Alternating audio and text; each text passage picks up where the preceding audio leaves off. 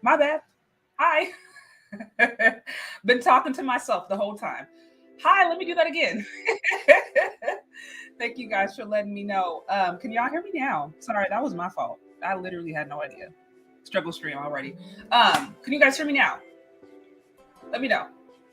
Okay, thank you. Thank you, thank you, thank you. So let me start over again. Hello, happy Wednesday. If you are on here, get those likes up, tag anybody. Share this with someone that you think may find it interesting. As I was saying before, I actually was not planning on going live today. Today was going to be a day for me to focus on some other things, but this came up. I saw it trending everywhere, and I really wanted to get into it because I think there's a lot to unpack here, and I found it really interesting, not surprising, but really interesting the response that I was seeing from the men and the women. So I want to get into it. I want to unpack a few things. I want to share my perspective on his comments and let y'all know. So like I said, if you're here, get those likes up. Also, if you would like to show support to the show, you can find me on Cash App or Venmo Shay Sade. Feel free to show some support there. Also, super chats are open. I will be sure to acknowledge and read all super chats. So let's get right into it, y'all. I'm assuming you guys have heard of the situation already by now. It's been trending, but if you haven't, basically audio is in and out, but I can still hear you. Is the audio still in and out, you guys? Really? Let me make sure this is all taken care of. Like I said, struggle streaming already, in the words of lead attorney.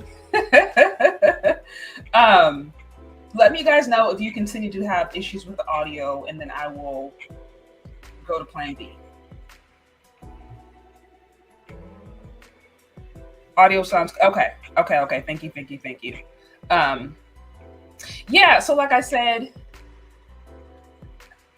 not surprising, honestly. Surprised, but not surprised about the backlash behind it. But if you haven't already heard, Cam Newton, NFL quarterback, yet again is under controversy, under fire for some things that he said regarding his ideal women. What he said was considered to be misogynistic, old school, sexist, all the above, and everything in between. So I'm going to give my take on it, but I don't like to exist in an echo chamber. You guys know this. I'm always open to being challenged in my perspective and being challenged in my views, just to make sure that, hey, maybe I am missing something, maybe I'm not considering something. So what I did is I listened to a few other popular sources, the perspective of women out there, just to see what was going on, just to get a sense of why they found this comment so misogynistic and sexist. So what I'm going to do is I'm going to play two different clips. The first is from a popular news source, the Young Turks. And there they have, one of the newscasters giving their perspective on why it is sexist. So I'm going to play that clip and kind of give my commentary. And then I'm going to play a little bit from Cynthia G. You guys are all very familiar with her. She is a very popular thought leader in the Black female YouTube space. She obviously has a lot to say on this topic. So I'm going to play a little bit from her perspective also, so we can kind of get into how women are feeling. And then I'm going to weigh in into what it is that I think is going on. So again, guys, if you were on here, get those likes up, tag anybody, share this with someone, show support to the show. You can find me on Cash App or Venmo. Super chats are open. And I'm going to start by playing this first audio clip, and we're going to get into it. So this first one, actually, where did it go? Okay. So this first audio clip, because just for fair use, I can't show like the video, but I can show the audio. So for fair use, I'm just gonna play the audio clip and let y'all listen to it, if I can get it up. So, okay. So I'm about to play the audio clip. Again, like I said, this is from the Young Turks. They're a pretty popular news source. They have like about an independent news source. But they had a woman newscaster share her opinion on why she thought it was sexist and misogynist, and I want to unpack it. So I grew up in a 3-parent household. My mom. Let me slow it down so y'all can actually understand it. Okay. My father and my let me go back. Okay. I grew up in a 3-parent household. My mom, my father, and my grandmother, and I knew what a woman was, not a bad bitch. Okay, what's the difference? A woman. Yeah, this is where NFL quarterback Cam Newton thinks women are interested in hearing his thoughts on females. We'll respond to it in just a moment. It's about to get good. Okay. A bad bitch is a person who's just, girl, I'm a bad bitch. I'm doing this, I'm doing that. I look the part, but I don't act the part. Yes, the big boy in the video that we just watched is Cam Newton. He is an NFL quarterback, for those of you who don't follow the NFL. He's currently a free agent, but I'm not really interested in talking about his sports career. I am interested in addressing what he said in that video, because he seems to think that he is God's gift to women, and that, he has the ability to pass judgment on women who don't fulfill certain roles that he feels they need to fulfill. And so in in this rant, he's decided to essentially say that, look, women need to serve me, okay? And if they're not serving me, then they're really useless. And he equates so-called bad bitches with women who might feel empowered to pursue non-traditional roles in society. He's not in favor of that. And he elaborates on that in this clip. Let's watch. There's a lot of women who are bad bitches, and I say bitches in a way not to degrade a woman, but just to go off the aesthetic of what they deem is a boss chick. Now, a woman for me is handling your own, but knowing how to cater to a man's needs, right? And I think a lot of times when you get that aesthetic of like, I'm a boss bitch, like I'm a this, I'm a that. No, baby, like, but you can't cook. Okay. You don't know when to be quiet. You don't know how to allow a man to lead. No, you guys get it? Like the super mature grown-up man with a superhero t-shirt and a goofy hat is telling us how women need to act. So notice he said, women can they should be handling their own thing. So this is where she's going to give her commentary real quick. So a couple of things. It's what you'll notice now, from my humble opinion, is how the newscaster, obviously she is not filling the comment like many women out there. She's like, this is totally and completely incorrect. Notice how she fills in the blanks for some of the different things that he said. Notice. Meaning they should work, they should be independent, they should be able to survive independently in this insane economy. But that's not good enough for this catch, Cam Newton, okay? You need to be able to bring him his slippers when he comes home from work. You need to be cooking for him. You need to be his personal servant. Because if you're not, then you ain't a woman. So interesting, guys. If you didn't hear it, on the audio, and I think we're gonna play it one more time in another clip. But in the audio, no, he says he wants a woman who can hold her own, but still know how to cater to a man's needs. Now, from my understanding, those words are very, very, very, they're nebulous, right? They're very, they're unclear. It's open to your interpretation. Now, as that newscaster put it, knowing how to handle your own essentially means that you are a woman who is totally and completely self-sufficient, independently. You can, again, handle your own financial needs, whatever that may be. Essentially be an adult. Essentially be your adult. What I hear him saying is, yeah, I want to be with a woman who is a full-grown adult, knows how to handle adult responsibilities. I think, me personally, I don't think that is anything, I don't think there's anything too crazy to ask for.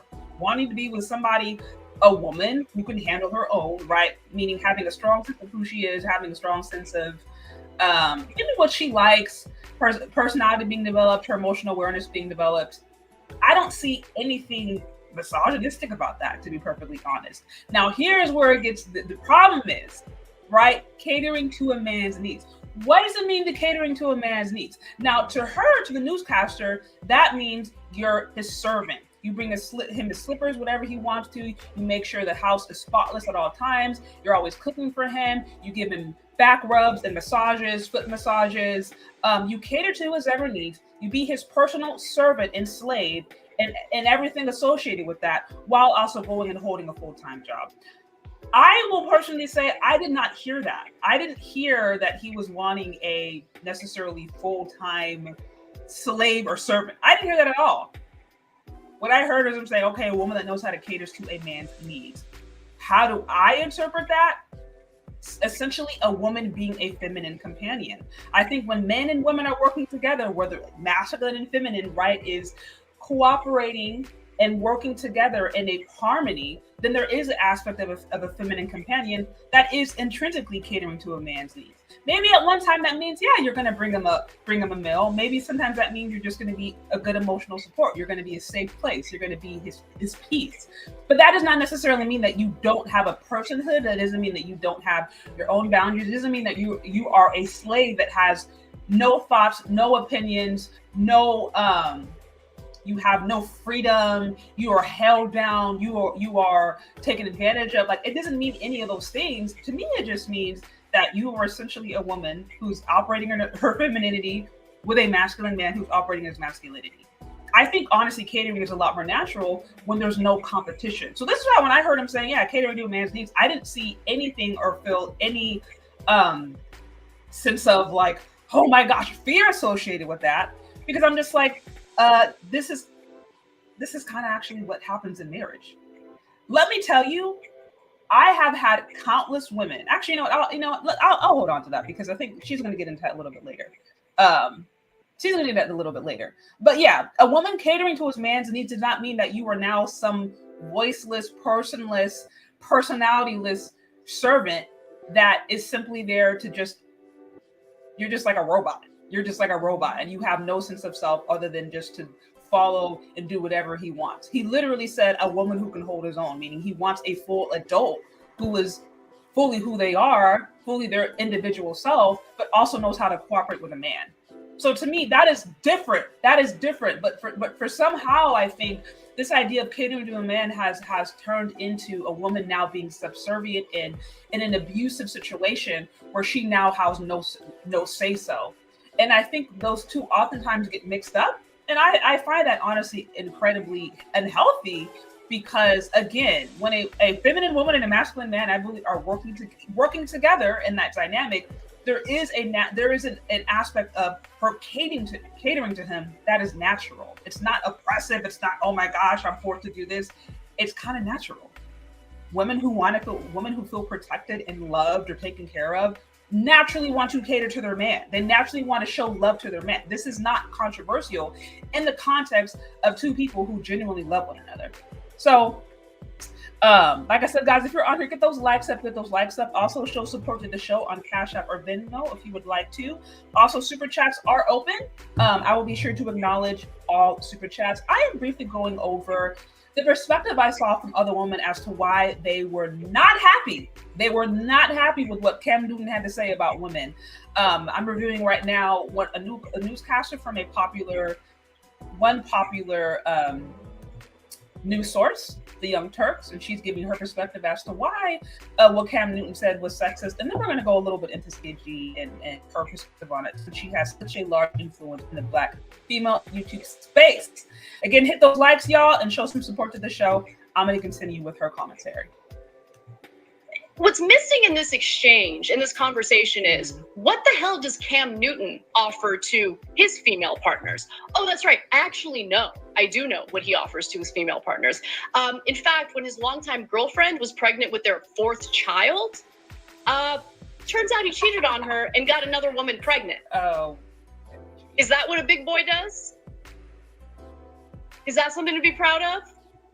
See, here's the thing. We all make mistakes. And we all have our flaws and our vices.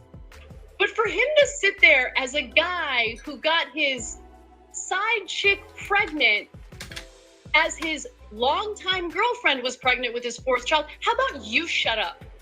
How about you learn when to shut up? And look, Cam Newton has a history of this.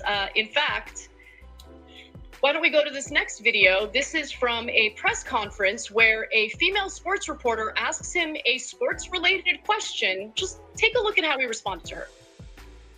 I know you take a lot of pride in seeing your receivers play well. Devin Funchess has seemed to really embrace the physicality of his routes and getting those extra yards. Does that give you a little bit of an enjoyment to see him kind of truck sticking people out there? It's funny to hear a female talk about routes. It's funny. It's funny to hear a goofball think that his opinion about women and how they should behave matters. It seems like he's super uncomfortable being around empowered women. That's what it really comes across. Because if you watch that press conference, we're dealing with a female sports reporter who's asking a perfectly fine question. Can't handle it.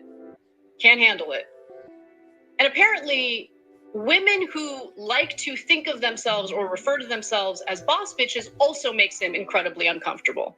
And he somehow finds something to criticize them for. And in his mind, the inability to wait on him as if you're his indentured servant makes you less of a woman. And again, saying all of this while he's sitting there with a superhero t-shirt and a goofy hat with the kind of history he has with his own love interests. Yeah, not interested in hearing what you have to say about women. And by the way, like, for any like chauvinists out there who listen to what he says, like, yeah, he totally gets it, man, totally gets it, yeah.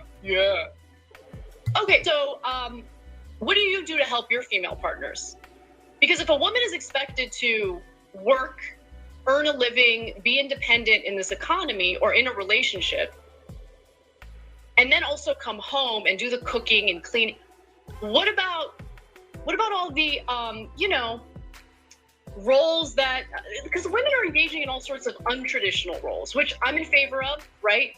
Unfortunately, a lot of women don't have a choice. You don't have a choice to abstain from working. You don't have the choice to be a stay-at-home mom. You need a dual income household in order to survive in this economy. So since women are forced in many cases to get out in the workforce, leave their kids at a daycare or with family members in order to do that, what's Cam Newton doing? Is he engaging in any of the untraditional male roles to ensure that there's some fairness in his relationships? But that's a silly conversation to have, considering he cheated on his pregnant girlfriend and got another girl pregnant as his girlfriend was pregnant. That's who Cam Newton is. And he's giving women advice on how to act. So how about you shut up? Thanks for watching the Young Turks. Really appreciate it. So you guys got a sense of, again, I wanted to review that because I think she represents a very large, a fairly large perspective of what women are thinking. I want to give a special shout out before I dig into that a little bit. I want to give a special shout out to Marco Polo with the $4.99 on the super chat. It says, "What's wrong with catering to your man as a woman? Much appreciated, much appreciated." Like I said before, nothing. There's absolutely nothing wrong with a woman catering to her man. Zero wrong with it. I see that. I think that's actually necessary to a certain extent. And notice, catering to your man doesn't mean that you now become a slave and an unperson. So often we go into these far extremes, as if it's either you are completely being in an oppressed situation or you have all power and all control, as if there's like not a happy medium where a woman can still be herself and be an individual person and also know how to cooperate or work with a man in a way where there's like harmony. So I don't think it has to exist in these extremes, but so often that is how it's positioned. So to your point, yes, I agree that a woman should cater to a man. I see nothing wrong with that. Also, shout out to a different shade of purple with the $10 on the super chat. I would like a combo about how men and women should deal with each other in the workplace, if that is within the scope of what you talk about. Great content. That is actually a very good conversation. That might be worth the whole other discussion, because to your point, how men and women interact and work in the workspace is incredibly political, especially depending upon where you work. Like if you're in a corporate office versus if you're in an industry that tends to be more male dominated versus female dominated, very, very, very political. So that's a great question. I have to think about it. That might be worth being another topic altogether. Also, shout out to Eugene Steele with the 5 on the super chat. Much appreciated. I see genetically modified females. Shout out to Danica. Like, this newscaster does not understand that submission does not mean being mindless and voiceless. Absolutely. I've said that so many times. Where it's like there's so much fear behind this idea of submission and catering to your man. And it's always associated with being like slavery. She literally used the terms indentured servant. So it's like there is like this fearful knee gut reaction that women have anytime you hear the words cater, submission, like they're acting like they're going to be stuck in a closet somewhere with chains, and they're only going to be coming out when they can cook, clean, and have sex. And other than that, they're just going to go back into the closet and be chained, voiceless, personless objects. And it's like, no one is saying that. He never said that. Like, he literally said a woman who could hold his own. Now, it's interesting because, the way that she interpreted that was a woman who was fully going and getting all this money and working hard and ruling in the workforce, doing all 40, 50, 60 hours of work, and then coming home and just serving him while he does absolutely nothing. That is the way that she painted the picture, painted the dynamic. And I really don't think that is what he intended to say. What I heard, honestly, was him giving his preference. Now, I do understand one of the major pushbacks that I'm hearing from women all across the board is that first of all, it's just like, who is this fool? Like, he has a nerve to be talking about his preferences. Why he dated a woman, got her pregnant, and then now she was dating that woman, slept with somebody else and got her pregnant. So it's like his track record is not good. His track record is definitely the typical Pookie Ray Ray Dusty baby daddy kind of situation that women hate. Women hate. I mean, no one likes people who cheat, but especially men. If you're a woman who cheats, then they're going to cut you a little bit of slack because he probably deserves it. But if you are a man who cheats, you can do no right. You are completely and totally annihilated from every single thing. No one wants to hear whatever you say. It doesn't matter if you found the cure to cancer. You have no worth and no value in anything regarding anything, especially relationships, if you have been shown to cheat. This is the perspective of your average modern woman. Again, I'm not saying that I agree with cheating. I don't think it's right. But I'm just letting you know, like, the fact that he has that history, no one wants to hear what he has to say. She literally said that. He's just like, who wants to hear what you have to say? You are a cheater. You're a cheater. And many women feel this way. So I do understand the optics, right? His past history is not good, especially being that he came from a stable household. His dad was a pastor. His mom was a first lady, pastor's wife. So he obviously came, or presumably came, from a pretty stable household with traditional values. And yet he's choosing to do the F-boy thing. It's typical, any of you guys who grew up in church, or black church in particular, it's typical to know that the PK usually goes buck wild. So he is kind of following the stereotype when it comes to that. But needless to say, women aren't feeling it. They're like, we don't want to hear what you have to say. We don't want to hear a thing you have to say. Again, shout out to Eugene still with the 5 on this super chat. I see. Okay, this is one God kind of feminist who tries to make somebody else look bad by showing only parts of the video and not the whole video. Appreciate it. Also, shout out to Astronaut Status. Hello, Shay Sade. What's going on? Thanks for being here. Okay, let's see. Shout out to Dapper Gents. We got the sponsor of the week in the building. Much appreciated. Much appreciated. Guys, if you're on here, get those likes up. Get those likes up. Tag anybody. Share this with someone that you think may find it interesting. We're going a bit over Cam Newton. This whole situation, why so many women, I'm trying to get the perspective of why so many women were just, God, were they just infuriated with what he had to say. And then I'm going to share my perspective as to why I actually don't think what he said was that crazy. So we're just briefly going over a clip that I did from the Young Turks. They are a popular news source.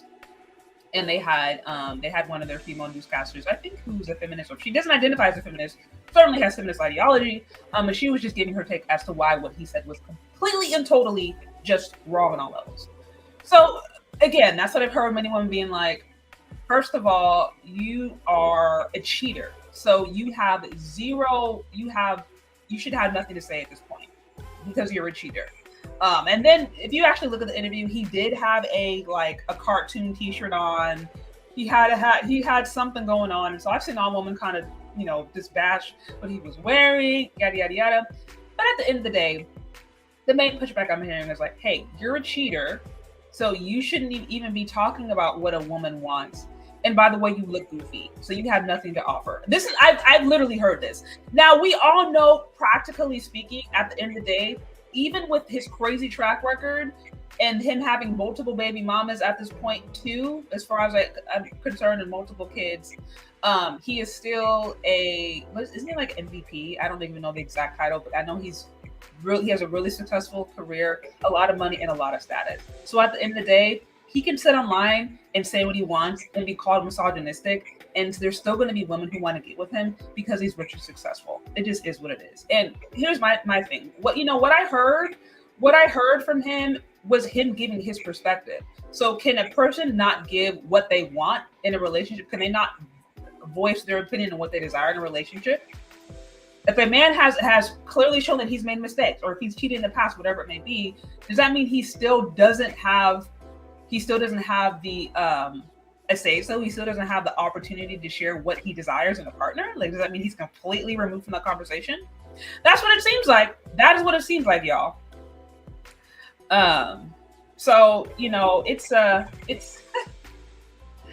like I said, it was interesting. It was interesting to say the least. And I also wanted to play a little bit from Cynthia G. I'm sure you guys are very familiar with her. She is a thought leader in the Black female youth space. And so I wanted to listen again to what women are saying, because I don't like listening to echo chambers, and I want to know if I missed something. So I'm going to play a little bit from her content, and we're going to hear her perspective of why what he said was misogynistic and why what he said was wrong in all levels. And then we're going to get into it. We're going to break that down a little bit. Let's see. So I saw somebody comment about those Snickers. Side note, those are like literally, so those raw Snickers and raw peanut butter cups are one of my favorite go-to desserts. I love making them. They're completely sugar-free, all natural ingredients. That is the way to go if you're trying to get some sweets. So I'm glad they inspired you. Actually made some truffles this week. That was interesting. But yeah, raw Snickers and raw peanut butter cups. You guys, when I say raw, what I mean is, if you're not familiar with raw food or raw desserts, basically it means that it's food that is uncooked. So the reason that, if you make uncooked items, it's supposed to hold the maximum amount of ingredients. Like when you heat certain foods or microwave them, that removes some of the nutritional value from it. So if you eat like raw desserts or raw items, that means that you've essentially maintained all of the nutritional value in there. So just a quick little side note. I saw that comment. You guys, I'm a closet foodie. So I wanted to respond to that. Now I'm going to play the clip from Cynthia G, where she kind of breaks down why she believes he was completely and totally just wrong on all levels. Get that going. Actually, you're only gonna date me. So if for me, okay. I'm already good. Let me slow this down too. That sound like double speed. Let me okay. So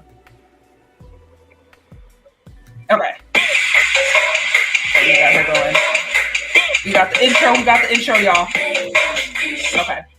Guys, super chats are open. Show some love and some support.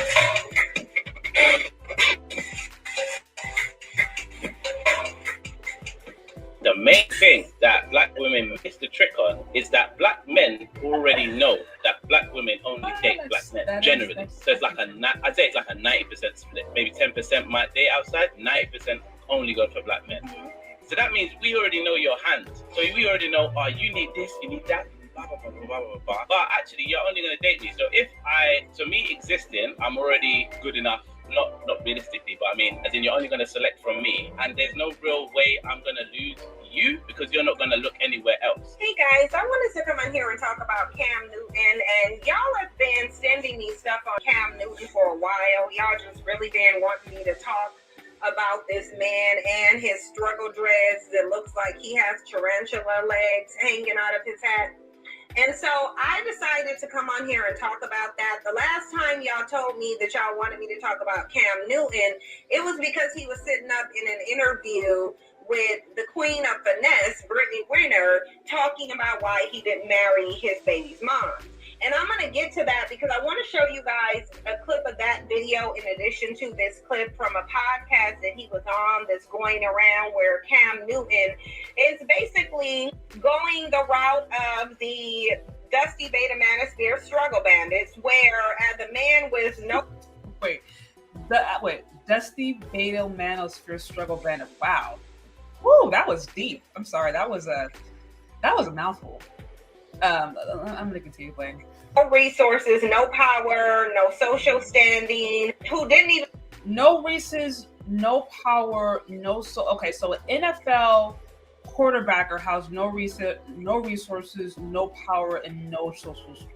An NFL quarterback, and didn't he make it to like the playoffs or something, guys? I know nothing about football. From my understanding, he's like pretty successful. But anyways, so NFL quarterback, no resources, no power, no social standing. Okay, I just want to make sure I'm following what she's saying. Do you think that's true? Do you think an NFL quarterback with a reputation has no resources, no power, and no social standing? Do you think that's true, guys? What do you think? You continue playing. Even marry the women who he bore children with, just gets to sit up and talk about what type of women he wants. And see, this is where Black women, we have to take some accountability at. Because if we didn't have a Black man worshiping culture, the Cam Newtons of society would not be able to sit on podcasts in all of their dereliction, in all of their baby mama creating antics, in all of their lack of marriage and single parent homes, talking about the type of women that they want. So, okay, guys, this goes back into my earlier point where the first newscaster spoke about this, and yeah, she was a white woman. From my understanding, she's a white woman. And then now we have, Cynthia G. So we're having the white woman perspective, a white feminist perspective, and then the black female perspective on this. Both of them kind of have this persona of your opinion doesn't even matter because you cheated. So as I said before, if a man is known to cheat, at that point, he is completely removed from the conversation. He shouldn't have any preferences or even voices of preferences for any woman. He is completely removed from the conversation. She alluded to that. The first newscaster alluded to that. And now we have Cynthia G kind of reiterating the same point.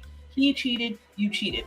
Now, mind you, is this same metric applied to women if they cheat? No.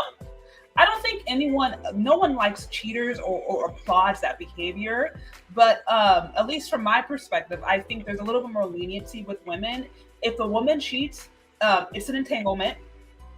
It's because she was needing to heal, or she wasn't being emotionally satisfied, or he was being neglected. If a woman cheated, he probably deserved it. Let's just be honest. If a woman cheated, he probably deserved it. That's the perspective that I think many women take. And so there's more leniency. If a woman cheats in a relationship, there's not as much judgment. But, if it's a man, anything he says after that point, no one wants to hear. He has no value. He should have no perspective. He should just be happy and bow down to whatever woman he should get, because in the relationship, sexual marketplace or whatever, nothing he says matters. Nothing he says matters. This is what I'm hearing from the perspective. Again, real quick, I want to give a special shout out. I saw some super chats come through. Shout out to, what the had a soul. I really hope I did not butcher that name. Forgive me if I did. Shout out to you with the 10 on the super chat. I see. If Cam would have said he doesn't want a woman to do nothing, they will still call it sexist. Oh my gosh. I'm laughing because you're right.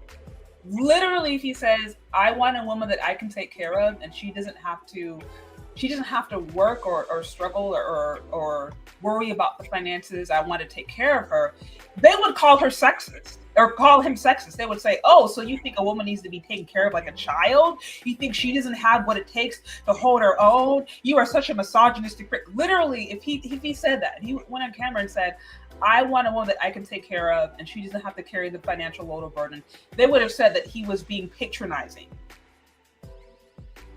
They would have said that. So it you make a great point. You make a fantastic point. On to the next one. I see, for the culture, wives get chosen. I appreciate the support. The $20 super chat, much appreciated.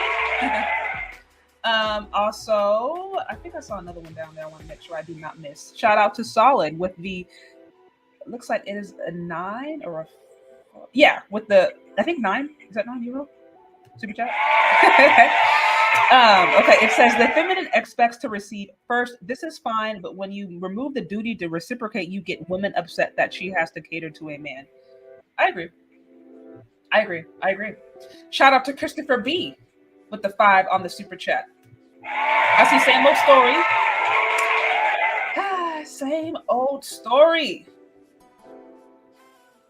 Seems perfection is required before issuing correction. So he's a broken clock, but a broken clock is right 2 times a day. Fair point.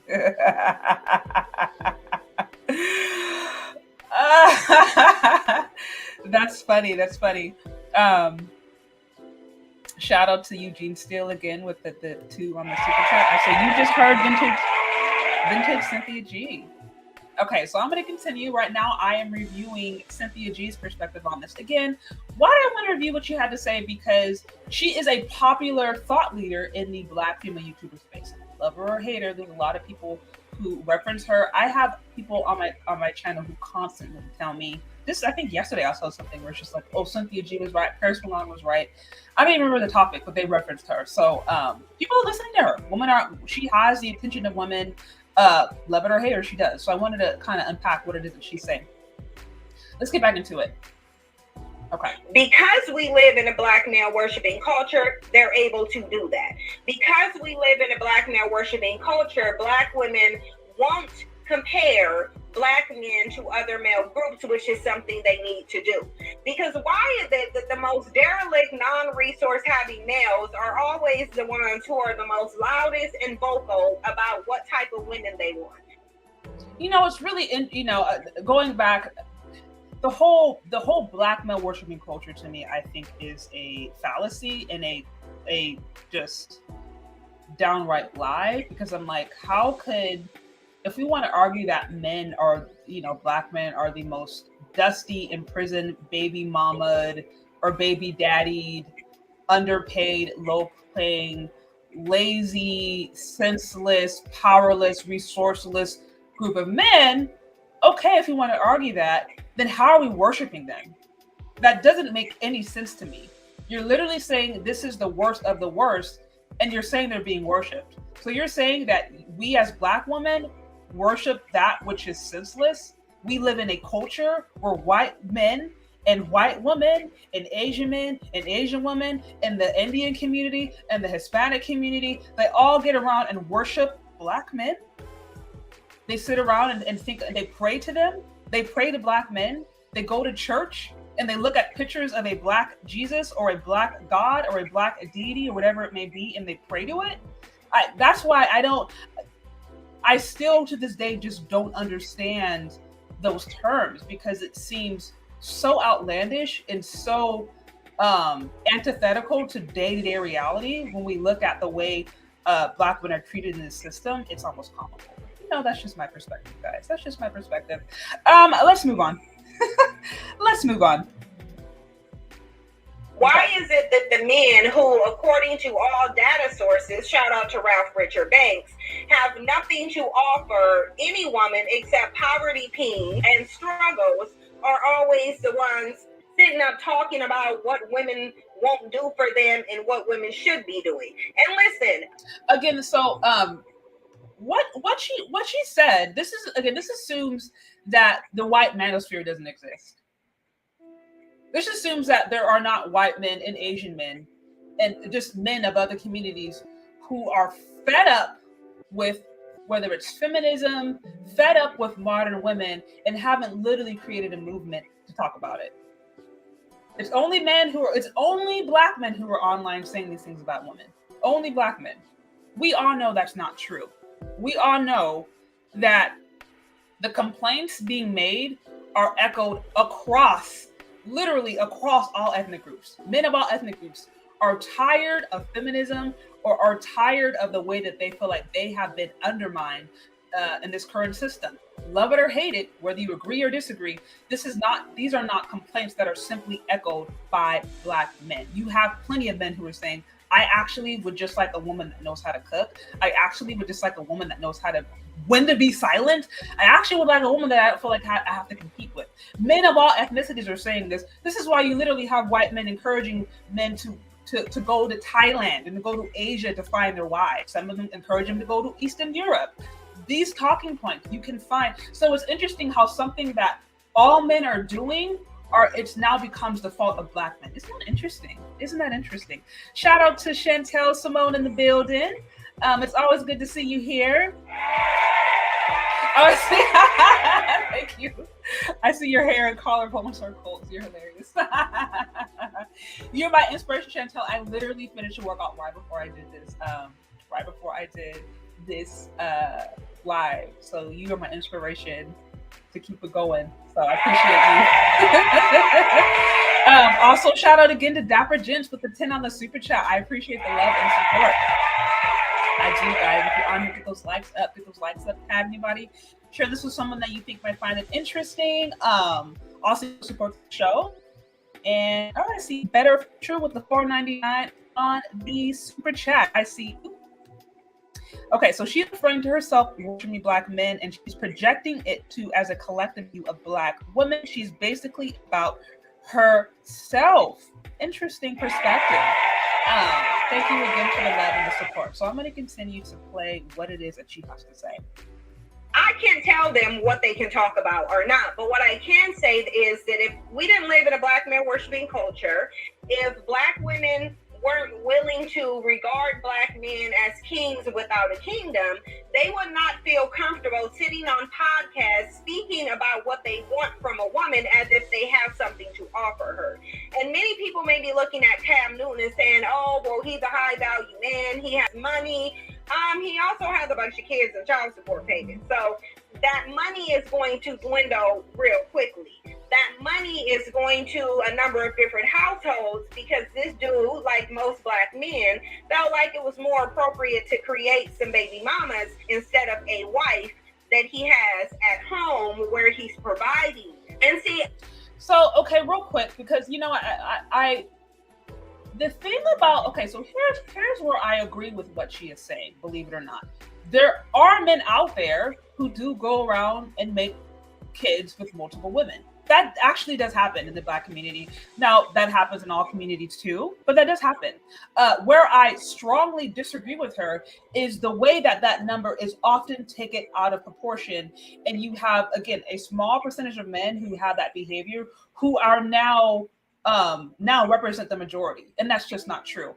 I have broken this down in my previous divested delusion video. If you guys want to get the stats and you want to get the resources, I have the resources listed where you can find this information. But just as a reminder, I'd like to go over briefly the stats that we have regarding single parenthood, et cetera, et cetera. So as far as the dusty beta male baby daddies that she refers to, that makes up about 15 to 16% of the entire population of black men. So about 15 to 16% of black men are in the situation that Cam Newton is as far as having multiple baby moms. That's about 15 to 16% of black men. About 15 to 16%. So this entire conversation, if we want to assume that's right, if we want to assume that everything that she's saying is right about these black men who are just creating all these women out of wedlock, let's just assume 100% of what she's saying is true. She is referring to about 15 and 16% of men. I want you guys to hear that. So the majority of you men who are hearing and listening to this does not apply to you. And even black women, the majority of black women that you're going to interact with, this does not apply to them. Because this is a small minority of men who are procreating and making kids with multiple women. 15 to 16%, just a reminder. About 54% of black men are single and childless. 54%. 30% of black men are married. So again, we remove the men who don't have kids and are not in relationships. We remove the men who are married and then harboring kids within the context of relationship. That leaves about 15 to 60% of men, give or take the numbers, they, range briefly from year to year. It leaves about that percentage of men, I think, what was that be, like 1/5? About 15%, again, of men who would fit that category of the dusty baby daddy male. Now, why am I reiterating that number? Why am I saying that over and over and over again? I want you to get it into your subconscious that, again, when we are having these conversations about these men who are having kids with multiple women over and over again, we are referring to a minority. We are referring to a minority of men. Just get that into your head. Again, don't believe me, look at the resources. I have this all provided in the Divested Delusions video. Check it out if you haven't already. I have a section dedicated to single parenthood among men and women, marriage rates, all that. Go check it out. Now, again, if we want to look at black women, if you want to go there, because why not? We're having the conversation. So about 50%, about 57%, right, of black women have kids. 57% of black women have kids, right? So the majority of black women have kids. And then it says of that, 59% of black mothers have multiple baby daddies. So it's not 59% of women, but 59% of women who are mothers have multiple babies. So the majority of black women who have kids have multiple baby daddies. So I actually think this is one reason. I think this is actually one reason why many women can listen to her and resonate. I think Cynthia G, love her or hate her, I think she's brilliant at what she does as far as resonating with the emotional experience that women have. Because the majority of black women are actually in this situation where they do have multiple baby daddies, or they do have situations where they're struggling with child support. I know some of these women personally. So That is the experience of the majority of Black women. It is not the experience of the majority of Black men. Now, why is that happening? That can be another conversation if you really want to get down into it. But again, I want you to remember that when we are having this conversation about Black women who are struggling with the child support, multiple baby daddies, that is a more of a majority when we're thinking about mothers. When we're talking about Black men who are doing this whole have multiple baby mamas, that is a minority of Black men. So I think that's important when we start to understand the dynamics of what's going on and why Cynthia G, I think, could have such a voice in this space when she is really hyper focusing on what we see to be a small minority. Because again, there's a large percentage of women who are dealing with that small minority of men. We know this. They call it the 80-20 rule. Some people call it 90-10. But we know this, that a majority of women deal with a minority of men. And so often, those experiences end up being reflected or blamed on all men when we already know most men don't even fall into that category. So again, I want to drive this point home to you guys. And I want to drive this point home. So we're going to go back into a little bit. Again, shout out to Better You with the 5 on the super chat. Much appreciated. Okay, so I see Black male worship culture. Right. I'm like, I just don't see it. I had a conversation with an investor about this a few months ago. She came on and she shared her perspective. I have a whole episode on it if you want to check it out. And she tried to break it down and it just made no sense because I was like, well, how about this? How about that? How about that? And I'm like, to me, it just made zero sense. We didn't agree. Anyways, Black male worship culture, that's hella cap. Why do women like her think they can demand the world of any man and provide only their lackluster presence? Let's continue. Let's continue with this. I'm not real big on this marriage scene. I'm really not. There's still some triggered Black women in my comment section being delusional about marriage. I'm not hard up on this marriage scene because marriage doesn't benefit Black women. And so just listen. So she doesn't believe in marriage for Black women. So just we're hearing it. Just be clear on that. She does not believe in marriage for Black women. She does not see benefit from marriage for Black women. Let's just be clear. She is telling the women that she was listening to, I do not believe in marriage. I want you guys to get this in your head. She is vocalizing. She does not think it's a benefit. She doesn't believe in it. Let's continue. Any way, shape, or form. There is a woman in my comment section, one that I suspect to be a Black woman who got married solely because she wanted to say she was married, who was triggered because I said Black women only get married for the title of marriage. Now, you can argue with the data if you want to, or you can prove to me that Black women are benefiting from marriage, because the data says you're not.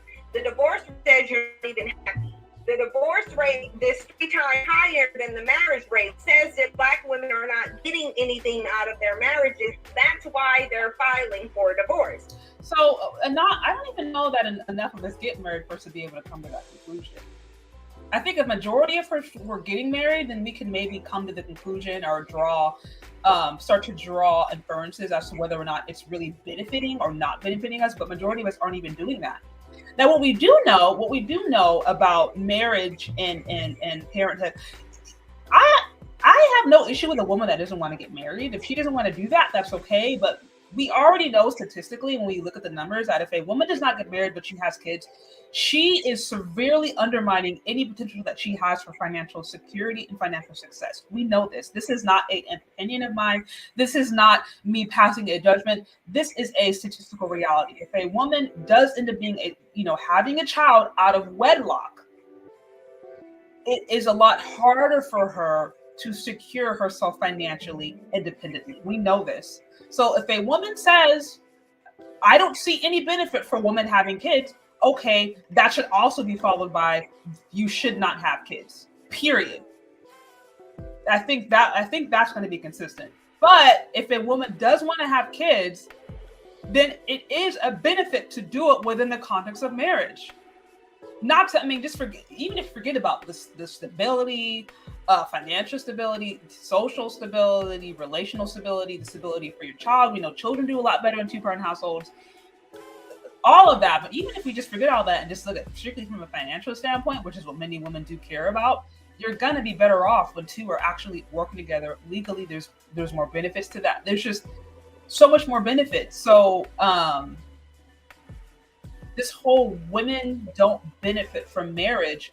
What we do see is that women who aren't married and who have kids struggle the most financially. They have a higher risk of like poverty, being at the poverty line, a higher risk of facing homelessness, things like that. That was reported on recently from a major newscaster, news source. I reported on this like a few months back.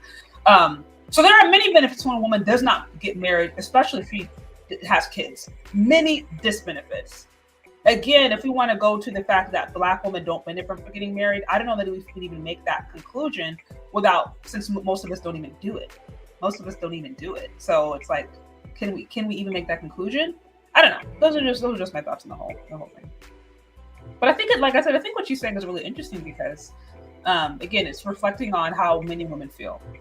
But sure, you can sit up there and say it's BS to assert that Black women are getting married just for the title of it. Fine, you can say that, but the data sure does agree with me and not you.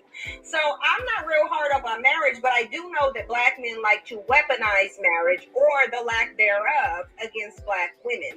They like to tell Black women that if they simply get married, there would be no more single mothers, although it's documented that Black men were simply creating married single mothers.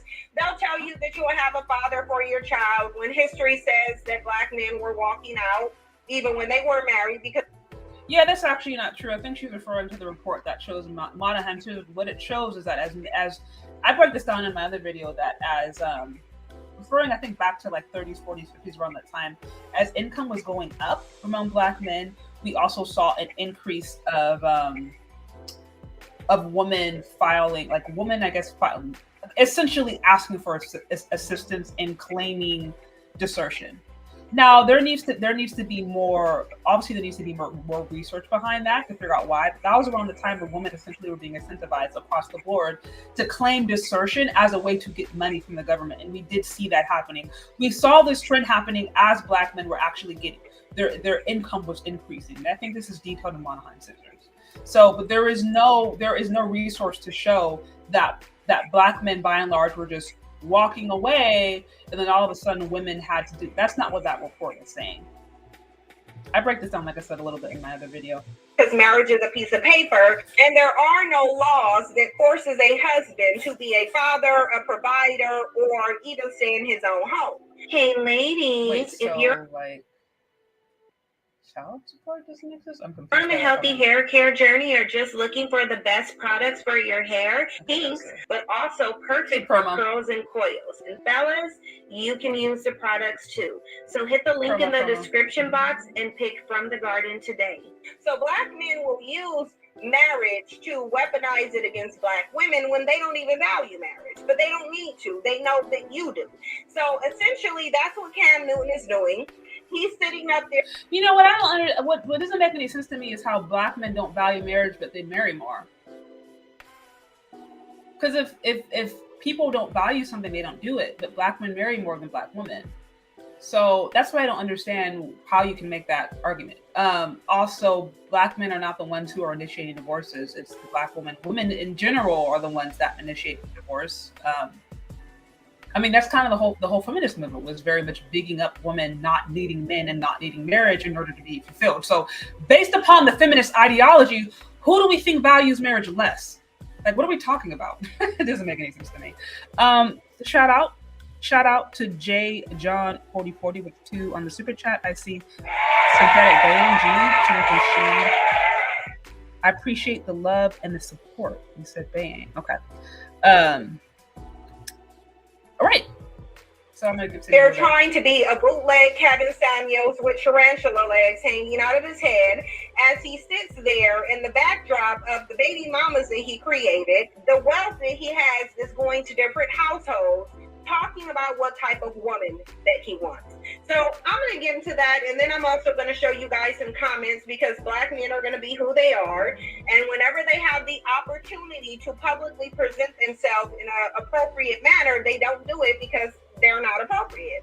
So I'm going to show you some tweets where Black men are doing what they're doing, and then I want to come back and talk more about this pathology of these resource-lacking struggle bandits who think they get to sit up and talk about what women they should get, but they never talk about what they can provide a woman. So go ahead and look at these two video clips. You're going to see the one with Brittany Renner first, and then you will see the other one that's trending, and then I'll come back for further commentary. For me, where I'm at, I'm very aware of what my situation is with how people may view you or view me, because like I told you when we was on camera, it's like I got 7 children that I'm proud of. And guess what? I want some more. Yeah. So in my mind, if I'm a viewer and I'm like, okay, Kim has a lot of kids, where's the ring? Like, why didn't you marry her? Like, I'm confused why, because as a baby mama myself, let me put myself in that shoes. It's like, why would you give me a forever commitment, which is a child, versus like, where's my ring? Honestly, that's a great question. And it's kind of moving me because, I just got high. You feel me? But the thing is, that person that I was while we were having children together, I couldn't be the best husband. I wasn't prepared to be a husband then. Okay. And the hourglass was shrinking for her. And I pride myself on doing this. When me and her was together, Kia, that is, we were both young. There wasn't nothing still, and I say this respectfully, there's still nothing that I would never do for her. Right. But at the same time, the person that she was when I met her, it wasn't the person that she was when I left her.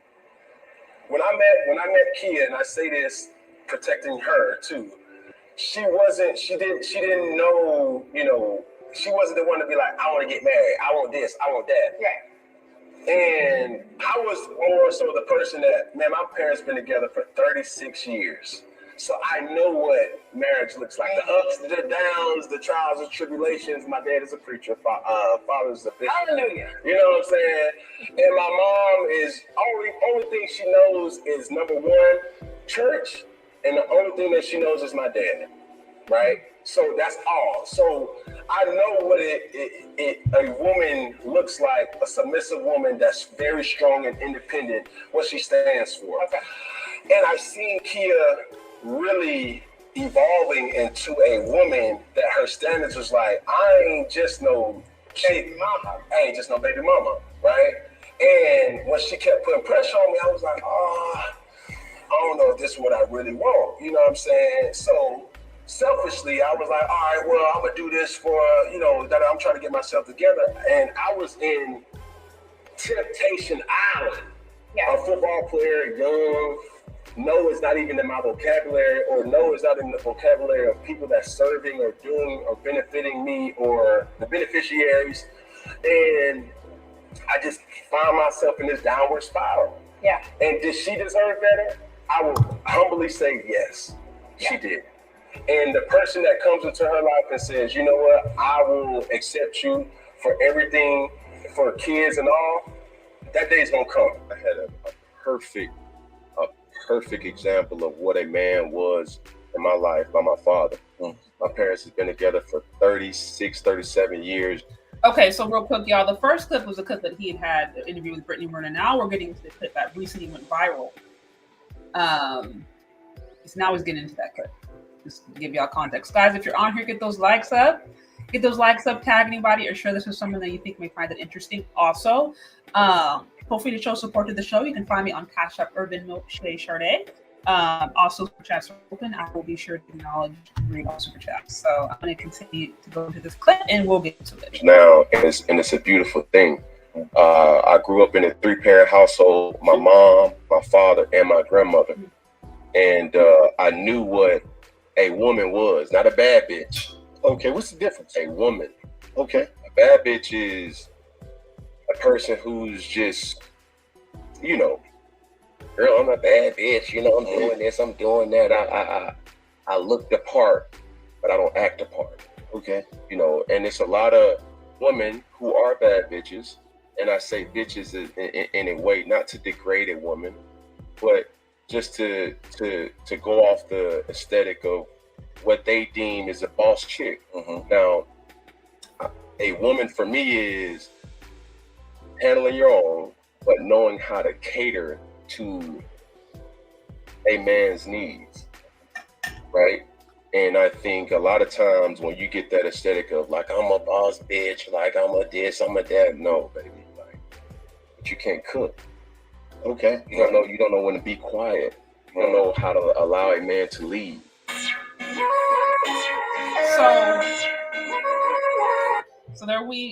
So again, there's the clip, y'all. There's the clip. Thank you guys. Loving the natural hair. Okay, so let me I'm gonna fast forward. I'm gonna get a little bit more of a commentary, and then we'll get into it. And then I'll share my whole thoughts. She's just going through the comments real quick.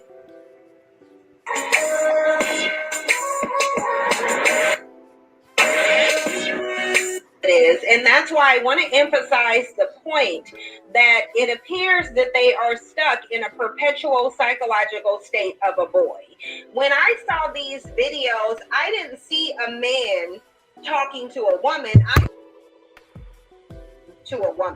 I saw a boy who, despite acknowledging that he was raised in a 3-parent home, actually, not just a 2-parent home, he admitted that he had 3 parents, one of them being his father, who was a bishop, who he stated in the first interview showed him what a man was. He also said it in the second interview that his father showed him what a man was.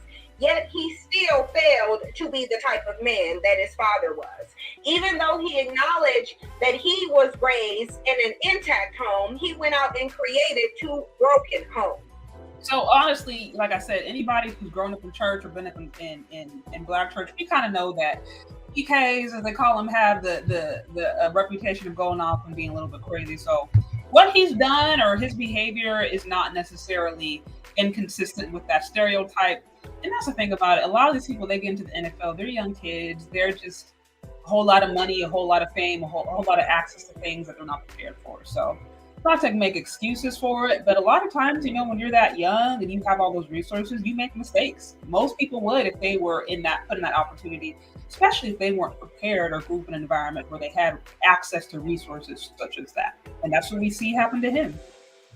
So when Black men try to sit up here and talk about how the reason for the ills in the communities is these single Black mothers, tune them out like you should be doing. It doesn't matter whether a Black man grows up in a 2-parent home or in a single-parent home.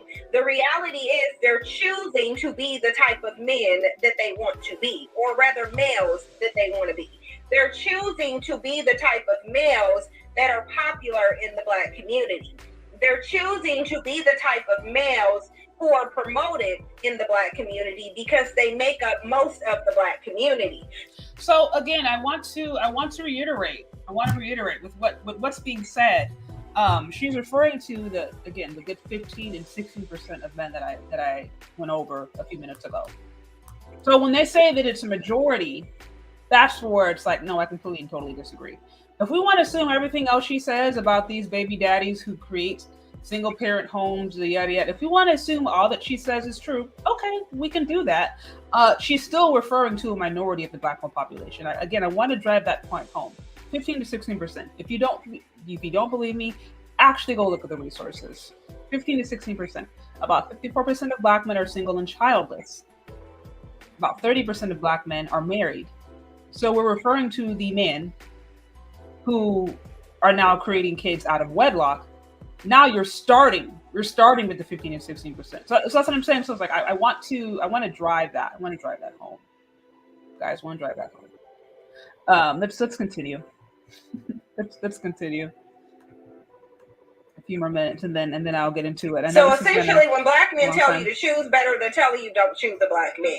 At this point, no one should be engaging in any discussion with Black men about how to vet Black men.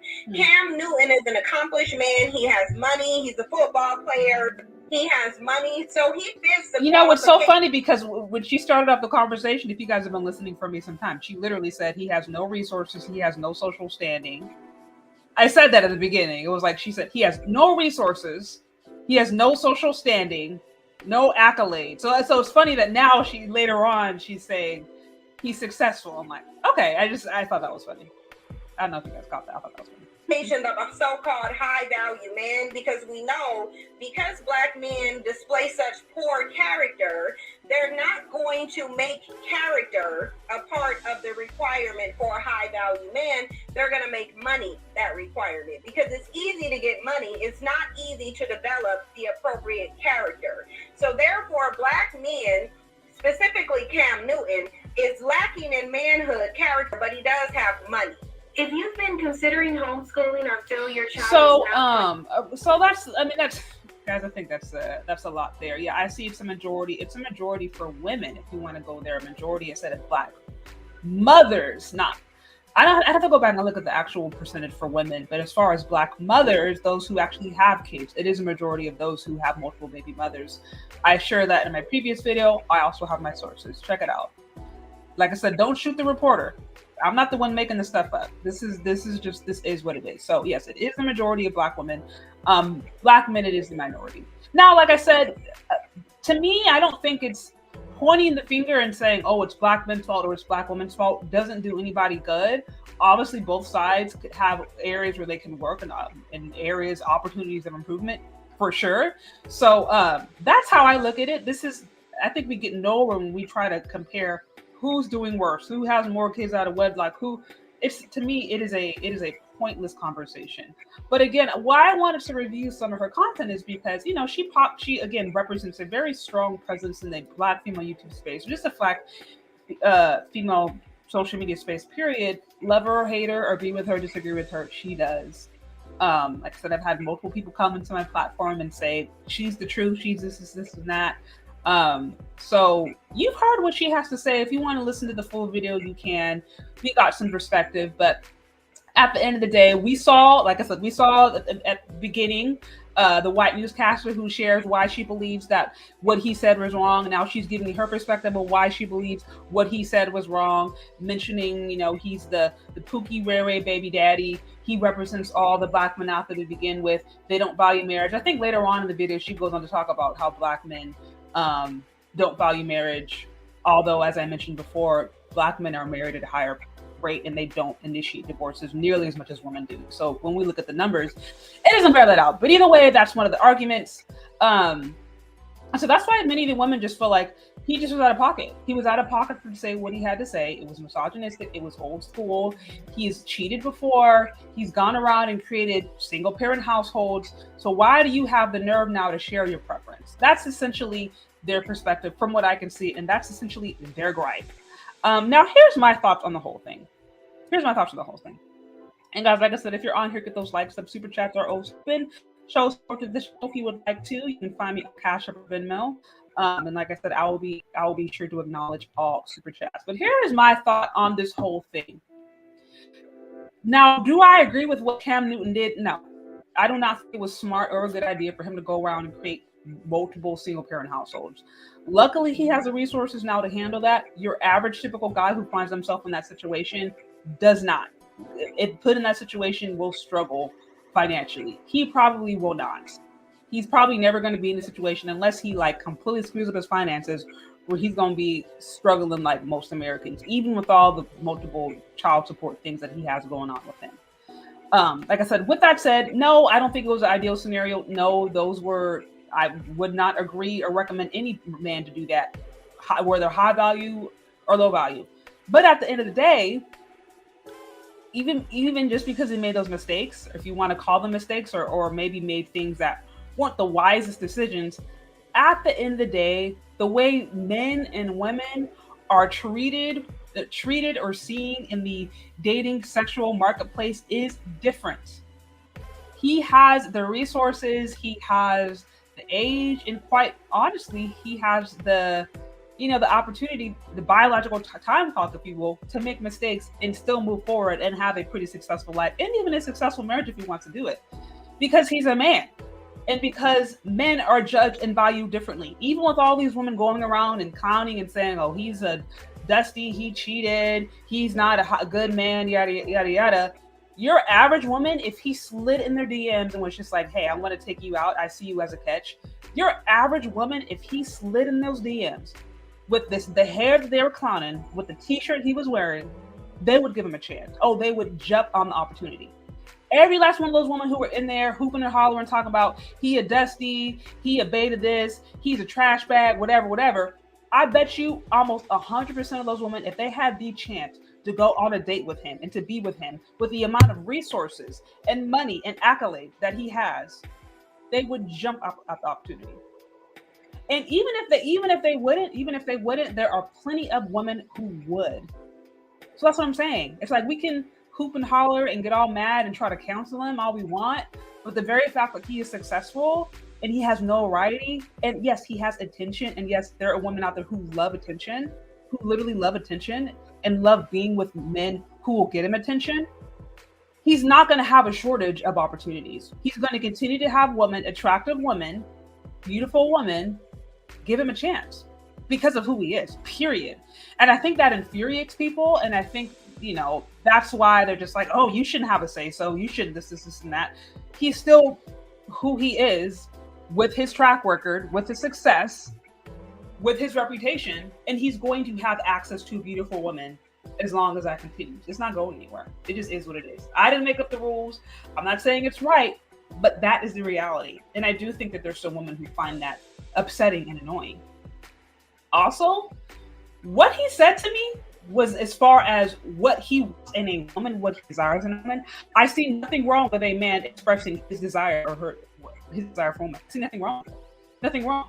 He says he desires essentially a more traditionally minded woman. That's what he said. What is wrong with that? Why is that a problem? The amount of married women who have told me personally, some of them to my face, that you should be like, women need to know when to be silent. I have had other women tell me this, that women should know when to be silent. This is sage advice. This is not some patriarchal or oppressive ideology that is meant to keep women suppressed and down. No, if you talk to women who have been successfully married for any length of time, they will tell you that knowing when to speak and knowing when to be silent is an acquired and necessary skill. Men, they listen, but they listen differently. I think sometimes what happens is, so often we live in this society where men are expected to act and respond like women. We act as if men have the exact same emotional makeup as women. Yes, men are emotional. Yes, they are. But they are different in how they express it. They're different in how things resonate with them. They're different in what they value. And so men listen, but they listen differently. They listen more with our actions. The way we respond, the way we treat them speaks more volumes to them than what we say. And like I said, women who have been successfully married for any length of time will tell you, model with your actions. It's not to say that you can't speak up. You can in an appropriate manner and at the right time. But like I said, men, they listen differently. They listen more with how we move, how we respond, how we treat them. And so when I hear him saying, yeah, a woman knowing when to be silent, I'm like, well, duh, this makes sense, because the way that men express their emotions and understand things and understand information and even learn is different. Women will sit down for feeling something and we may hash it out. We'll go back and forth and share our emotions and feel connected. We'll do that. With men, it's different. You're communicating with them, it's different. If you guys, I don't know if any of you guys have ever heard the old saying, men are from Mars, women are from Venus. It's a literal book, and it talks about how men and women communicate differently. So we do. This is not a bad thing. I don't think this makes men inferior or women inferior. It's just we're different. And again, I think anytime there is this expectation that if a man does not respond like this, or a woman does not respond like this, then, then these men are just misogynists. It's like, no, you cannot expect men to act like men. I mean, to act like women. You can't expect it. So, guys, if you're on here, get those likes up, guys. Get those likes. Tag anybody. Share it with someone that you think may find it interesting. Let me see. Also, guys, like I said, if you want to show support to the show, you can find me on Cash App or Venmo. Shay Super Chats are open. I will be sure to read and acknowledge all super chats. But anyways, so getting back into it, y'all. Men, they listen differently. So him saying that a woman knowing when to be silent is not controversial. If you talk, like I said, to any woman who's been married for any length of time successfully, she's going to tell you, yeah, you need to learn when to be quiet. It's not that you just don't ever have a voice and you don't ever speak. We're not saying that. It is knowing when and how to move. It is understanding that men do learn and they do listen differently.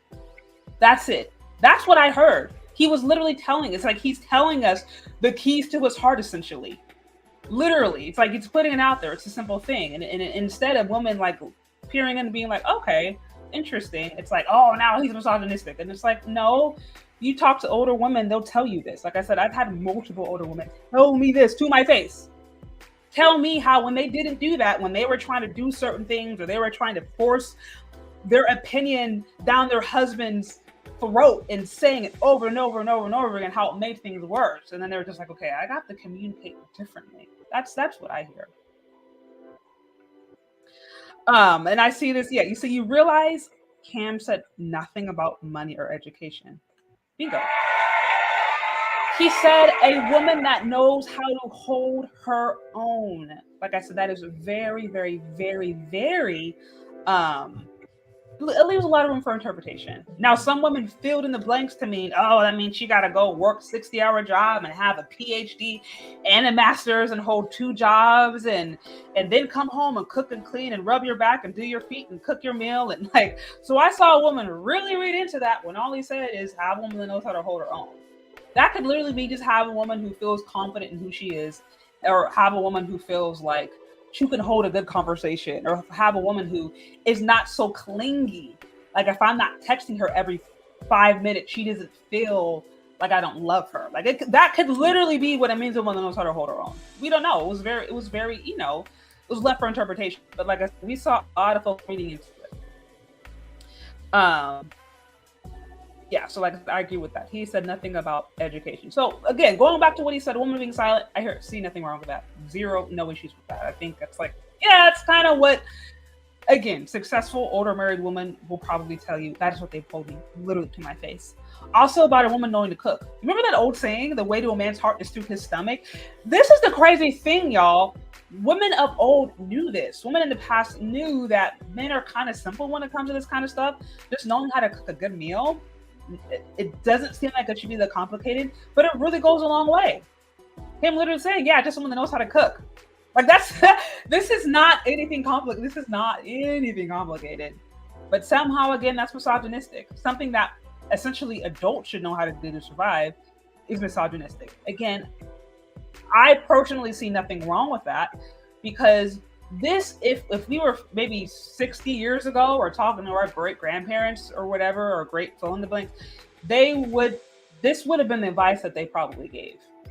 Just know when to be silent, know when to talk, have a few recipes under your belt that you know how to cook. And like, I mean, and then we go back to the other one, know how to cater to your man. Again, so often this idea of catering to your man includes women being bound by hand and foot with chains and only being let out when they are to cook a meal and have sex. And all the times they're just like stuck in a closet somewhere as some like slave or indentured servant with no personality, no personhood, no sense of self. They're just these meaningless, voiceless, personless, slaves who are at every whim of the men that they serve. Like there's just this really, I think, extreme idea of what it means to cater to your man. And I'm like, no, to me, it means nothing like that. It's literally a feminine woman that knows how to, I think, operate and be in union with her man, period. So sometimes that can be intangible. That could be, okay, just listening to sometimes your man, maybe he needs to vent. Maybe he needs to tell you about how he feels about something and he doesn't feel comfortable sharing this at work because at work to him is a battlefield. Or he doesn't feel sharing this at that meeting because, so maybe just being a listening ear. Maybe that's catering to his needs at the moment. Maybe it's like, man, like he had a really, really hard day at work and you cook him his favorite meal. Not a big deal. Maybe that's catering to his needs. Maybe it's listening intently. So like I said, it doesn't have to be anything like crazy. Again, it's just when men and women know how to work together and operate together, this is not complicated. There is going to be a natural aspect of you that wants to cater to your man. Just like men who are, healthy, loving men who love their women are going to want to protect and take care of their women to a certain aspect. They are. And so often what I hear is a lot of women who try to, now disqualify men from the conversation and say, oh, you want a 50-50 relationship. You want to just go and pay all these bills and then do all this different kind of stuff. if you think that you're going to lead the Black community and now go find men who can just totally, completely take care of you, as if they also are not being impacted by a pandemic or a COVID economy, you're mistaken. Your average American man is struggling financially, period. Your average American man does not necessarily have the finances to sustain a 4 or 5, person household on one income. Most cannot, across the board, across all ethnic groups. I think it's like 80% of Americans live paycheck to paycheck. This came out last year. It's about 80% of them live paycheck to paycheck. So all this thing that is oftentimes used to disqualify Black men, they can't even sustain an income on their own. American men, period, cannot really sustain a family like that on their own. Most men are not able to, just based upon the economy. So something that is so used quickly to disqualify Black men will essentially disqualify American men, period. Because these struggles that are happening financially are hitting all groups of men. Yeah, now we can argue that it hits Black men a little more, or the Black community a little more. We can argue. But like I said, white men, Asian men, Hispanic men, they're not necessarily that much farther ahead when we're looking at things. So I oftentimes see this dichotomy that, Black men are over here forcing all women to pay majority of the bill and still want them to come home and rub their back. And if they're at best, they're going to find a white man that's going to just completely take care of them, or a non-Black one that's going to completely take care of them and not require them to work. That's not reality. That's just not reality. Like I said, across the board, everybody is in the same economy. Men all across the board are not necessarily able to sustain a family on one income. Some of them can, but you're talking about millennials, Gen X, whatever, like they're all kind of coming up under this financial pressure. And the majority of the wealth is in the boomers, in the older generation. That's where the majority of the wealth is. So that's what I'm saying. I oftentimes hear something that applies to all men, specifically applied to Black men, to try to disqualify them. And it is a disingenuous argument. It is propaganda because it's dishonest. It is not taken into account the reality of what's happening in this COVID economy, where everyone, men, women, all across the board, are completely impacted. And what it does, in my humble opinion, it just give people a reason to now shift blame and deflect. Am I trying to, cape for Cam Newton and say that everything that he's done in the past was good? No. Do I think he was wrong to express what he desires in a relationship? No. He can express what he desires. Now, it doesn't mean that he's going to get it. Doesn't mean he's going to get it. I think he probably will, because of his money and standing, and because of who he is, of his success. But even if he didn't, it's like, okay, he's expressing what he wants. Like I said, if a woman went on, let's just be honest, if a woman went on who had two baby daddies, okay, and was living at home with grandma, right, just working at Walmart, if she came on with talking about, I want a man who's gonna take care of me because, I'm a born again virgin, or I gave my life over to God, or I'm manifesting my destiny. So I believe that I deserve a man who's gonna be able to take care of me financially and provide me the life that I deserve. Nobody would have anything to say about that. Nobody would be upset. Nobody would be upset, even if she had a history of cheating. If she admitted it, she's like, okay, I was young and dumb, but now I've learned. Nobody would have an issue with it. So like I said, if we switch genders, and this was a woman who had a previous history, like I said, whether it's of cheating, have multiple baby daddies, and she came up here talking about what she wants, nobody would have anything to say about it. Like I said, they love the Ciara situation. They love that situation. Those kind of scenarios where women, they kind of mess around with the bad boys or whatever, and they ended up with the good guy. We love that. But like I said, if it seems like it's the other way around, or it's a man who has a previous history of doing things that are maybe not the best, or doing things that are less than desirable, and he expresses his opinion, then everybody has something crazy to say about it. What he said, it could be considered old school at best, but let's just be honest, a lot of men agree with him. Love it or hate it, a lot of men, how value or not, agree with them. They're just like, we just kind of want a woman that knows how to be what may be traditionally considered a woman. To me, this is not difficult. Y'all, this is not difficult. So anyways, guys, if you're on here, get those likes up. Y'all, get those likes up. That's my thoughts on the perspective. Quite honestly, those are my thoughts on the whole thing. So I'm trying to decide. Let's see. Let's see. What's going on, DOD? I hope I didn't butcher your name. I don't know if I call it DOD or dog. I think it's DOD. Guys said if you're on, get those up. Let's see if I want to open up the call lines. I have a few minutes, y'all. If you want me to open up the call line, send it to super chats, and then I will open up the call lines. If I get at least 3 super chats, then I'll open up the call lines. We can have a little fun conversation, and I can get your way in on this. If not, then I'll shut this down and go and do what I was originally planning on doing. So I'll wait for a few minutes. You let me know, and we go from there.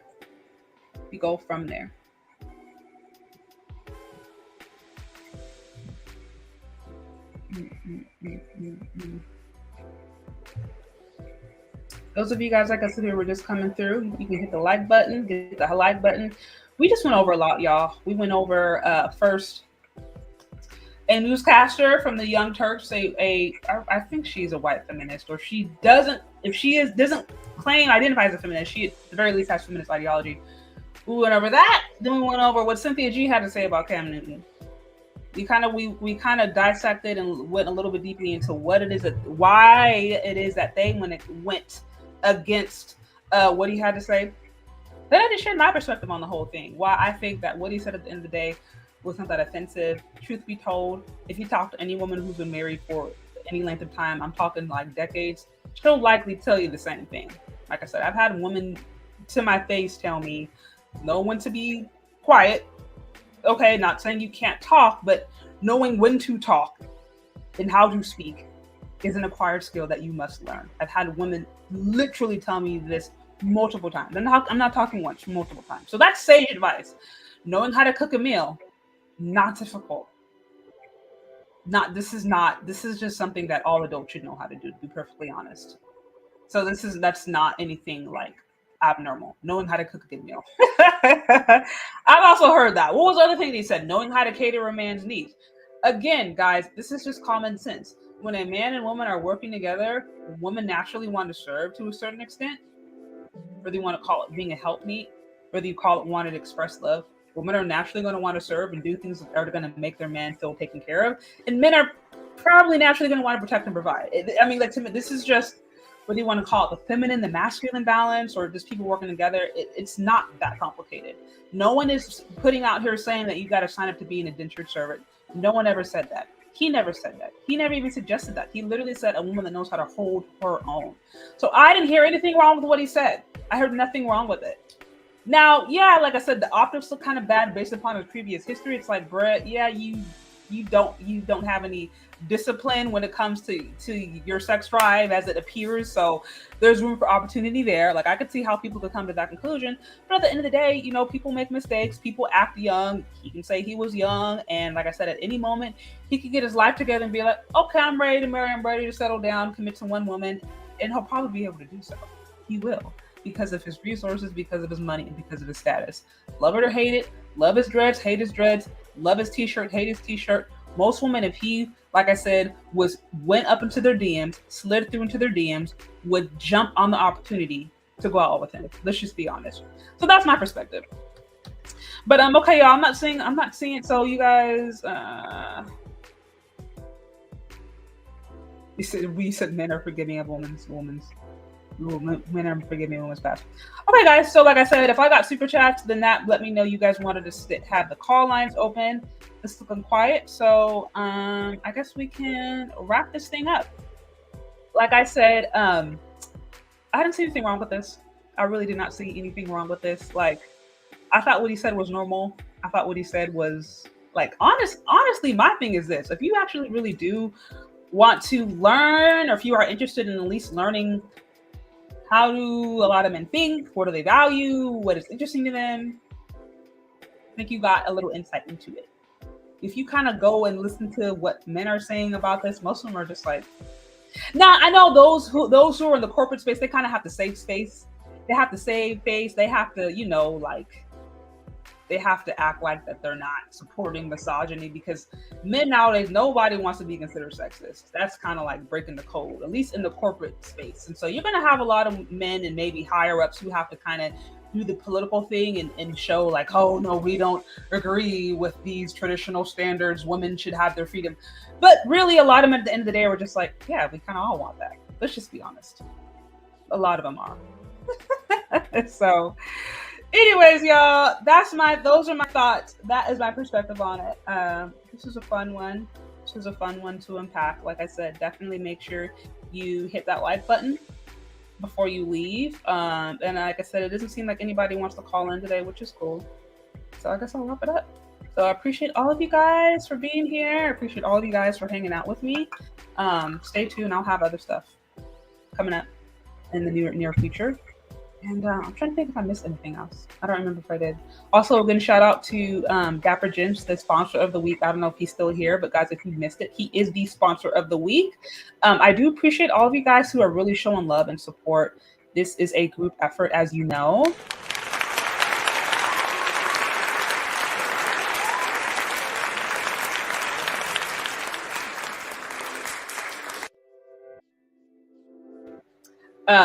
Yeah, I appreciate you again. Oh, so you're still here. I appreciate you. Like I said, I do my best to try to bring you content that is interesting, that is thought-provoking, at the very least entertaining. I do my best to try to do that, but this is a group effort. Like I said, we work together, and so I appreciate all of you guys, especially you super supporters, you super sponsors. You were all appreciated. Also, shout out. Oh, I see Christopher B there. I see Shay. What inner brain function allows an American man to apply a low percentage stat to a group collective? Wait, what? I'm trying to understand your question. Shay, what inner brain function allows an American land mammal to apply a low percentage stat to a group collectively? I'm low-key confused by the question. Help me decode that, but I do appreciate the super chat. Do you guys understand that question? I don't think I understand it. Am I missing something? Did it just go over my head? I think it did. Let me know. Yeah, guys, hit the like button. Yeah, Christopher B. I don't know what you mean. Do you wanna explain real quick before? Yeah, I don't understand the question. That's okay. Choosing the pregnant woman.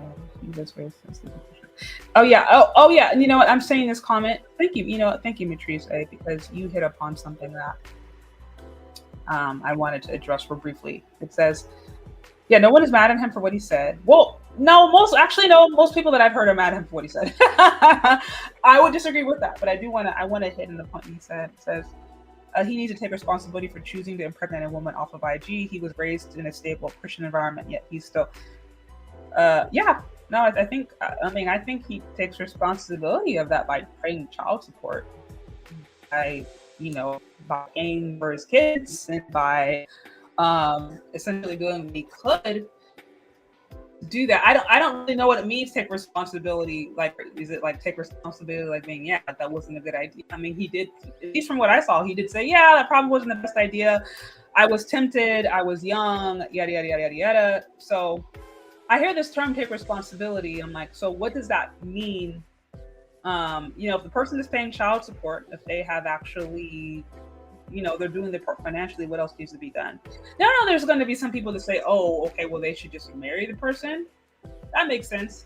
I think the best idea is like, don't even get yourself in a situation to begin with. Do not even get yourself in a situation to begin with.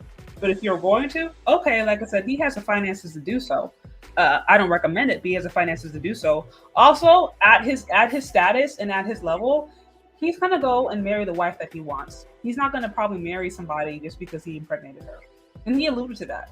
He I think kind of danced around the reasons he didn't want to marry his previous baby mamas. But at the end of the day, it's because he just didn't see them as wife material, period. And so even though he impregnated 2 previous women, which I don't agree with, even though he did it, he is not going to choose to share his assets, share his life, his legacy with a woman that he doesn't see as a wife material. Love it or hate it. And I know this is also what makes some women upset. Like I said, there are men out there who men in general make a distinction between a wife and a concubine. Or they make a distinction between a wife and a bad bee, as you put it. They make a distinction. We don't understand this. I think sometimes we think just because a man will have sex with us, or because a man will give us attention, or slide through our DMs, or maybe even spend some money on it, spend a couple $100s on it, whatever it may be, that we maybe are seen as wife material just because he'll mess with us. And no, There's men out there there are plenty of men out there who will have sex with an ugly woman, just if they are, they're ready. Like if they're hot enough, they'll do it. Like there are men out there who will literally have sex with ugly, maybe behind closed doors, maybe when nobody else will see it. But men think differently about sex generally than women do. So don't mix up sexual access with marital access. They're not the same. And I think that is what oftentimes I think that's actually what gets women confused and quite honestly hurt.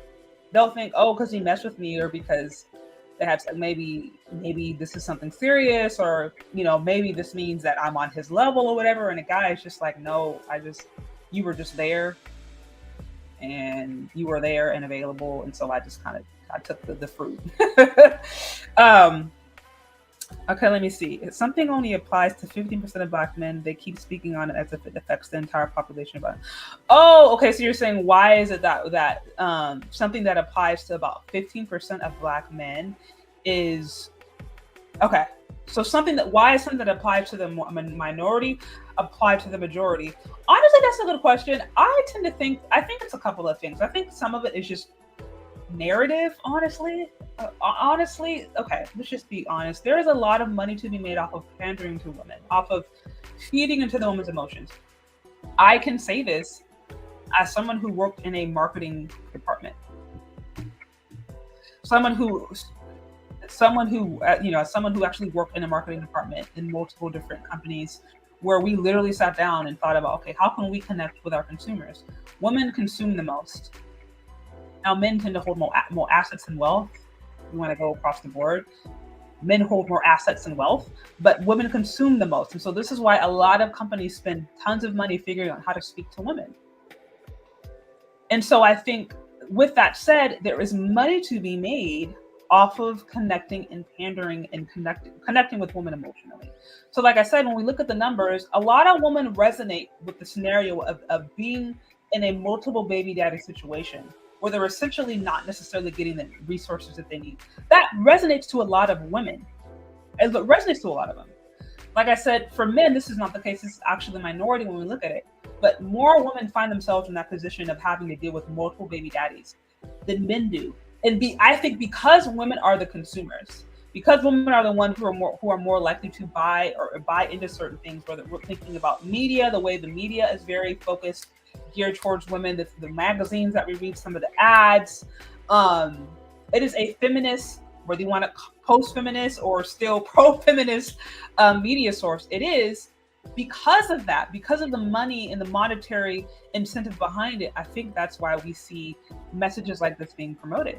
That is my honest opinion. Like I said, there are, when I say there are aspects of what Cynthia G agrees with, I agree with Cynthia G. It's the fact that, yeah, there are guys out there who are doing what she described. That does exist. There are guys out there who are having kids with multiple women, literally Cam Newton being one of that examples. I do agree with that. Now, I don't agree that that's the majority. And I don't agree with some of the other stuff that we live in the Black man worshiping culture and that the majority of men are doing it. No, actually, if you want to really go apples, if you want to compare men to women, actually more women do that. I don't agree that men don't value marriage, because men are actually married more, and also women initiate divorces more. Also, the feminist movement literally promoted women doing battle by themselves and not needing marriage and not needing a man to be sufficient. So how can we say that men don't value marriage when the feminist movement literally encourage women to be self-sufficient by themselves? We know it's apocryphal. We know it's baloney. Some of the stuff we're hearing is baloney, because it is what caters to women's emotions. It speaks to our experience. If we've had bad relationships with men, we've been stressed out from multiple baby daddies. This one is maybe paying, that one's not paying. He missed a payment. We're having an argument with him. We're stressed out because women who are single mothers generally struggle financially more. That's emotionally going on. Now you hear somebody telling you what you want to hear and blame it all on the men. That would make a lot of women feel better. So that's why I think that happens. That's what happens. That's just my personal opinion. Just my opinion. And like I said, apart from the opinion, you can agree or disagree with my opinion. Just go look at the numbers. I provided it all for you. Like I said, don't shoot the messenger. If you don't like the data, then we have to talk about actually how to change things on a structural, institutional, community level. But it's not going to happen by just blaming the other party. Of course, there is work to be done on both sides. Men have work to do, women have work to do. I think we can all agree with that. That there's things that women have areas to improve on, men have areas to improve on. I, in particular, happen to be a woman, so I speak to the things that impact women because that's what I am. That's who I talk to. And I think, honestly, it's not my place to teach men how to be men. This whole I need to hold men accountable, I'm not a man. I think men need to hold men accountable. This is why when men have come on and shared the ways that they believe that men have fallen short, I'll let them speak. I'll do snippets of it sometime. I'm like, okay, that is their wheelhouse. It takes a man to teach a man how to be men. Like that is not my area of expertise. So this is why I focus more on women. It's not me saying that all men don't have areas to improve. We all know this, but we cannot even point the finger. What's that saying? You can't point out the speck on the other person's eye when you got a whole pole in your own eye, right? It's just like you're so concerned about the other person's sickness, and you on here on hospice about to die. Like, stop. Take care of yourself. Make sure you're not sick first. Get yourself out of dialysis, and then we can go over here and try to be everybody else's personal trainer. But first and foremost, we got to make sure we're healthy. Like, that's how I see it. So anyways, y'all, I know y'all got me on a rant here. Anyways, y'all, again, this has been fun. Those of you guys who are on, hit the like button. Again, if you'd like to show support to the show, you can find me on Cash App or Venmo. Be sure to, yes. Oh, Chantel's still in the building. Oh, I didn't know here. Chantel, do you want to call in? No pressure. I don't want to put you on the spot. I hate putting people on the spot if they're not ready.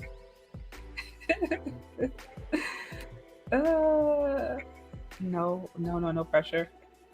Martin Luther King should. Bobby Wright, stop. Shout out to Bobby Wright for always being here. Like I said, Bobby Wright's everywhere all the time. So shout out to Bobby Wright for being Mr. Bobby Wright. Shout out to Bobby Wright for being Mr. Bobby Wright everywhere all the time.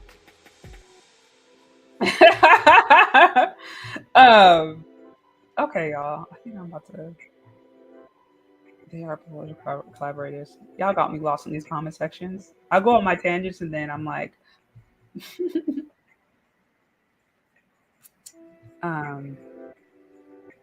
okay, so I think that's all I got. Guys, on this topic. It doesn't seem like anybody wants to call in, and that's cool. I think I've talked myself enough this time. So, like I said, stay tuned for upcoming content, upcoming lives, videos. Stay tuned. Oh, so Chantel, you want to call in? Okay. You drop the link, see what you got to say.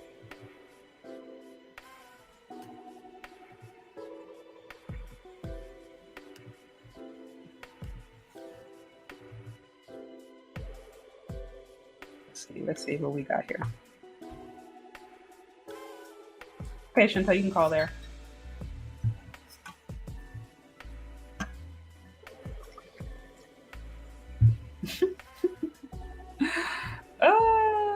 Okay. Yeah, like I said, it's so funny to me. Anytime a man stands up and shares his opinion, it's always offensive.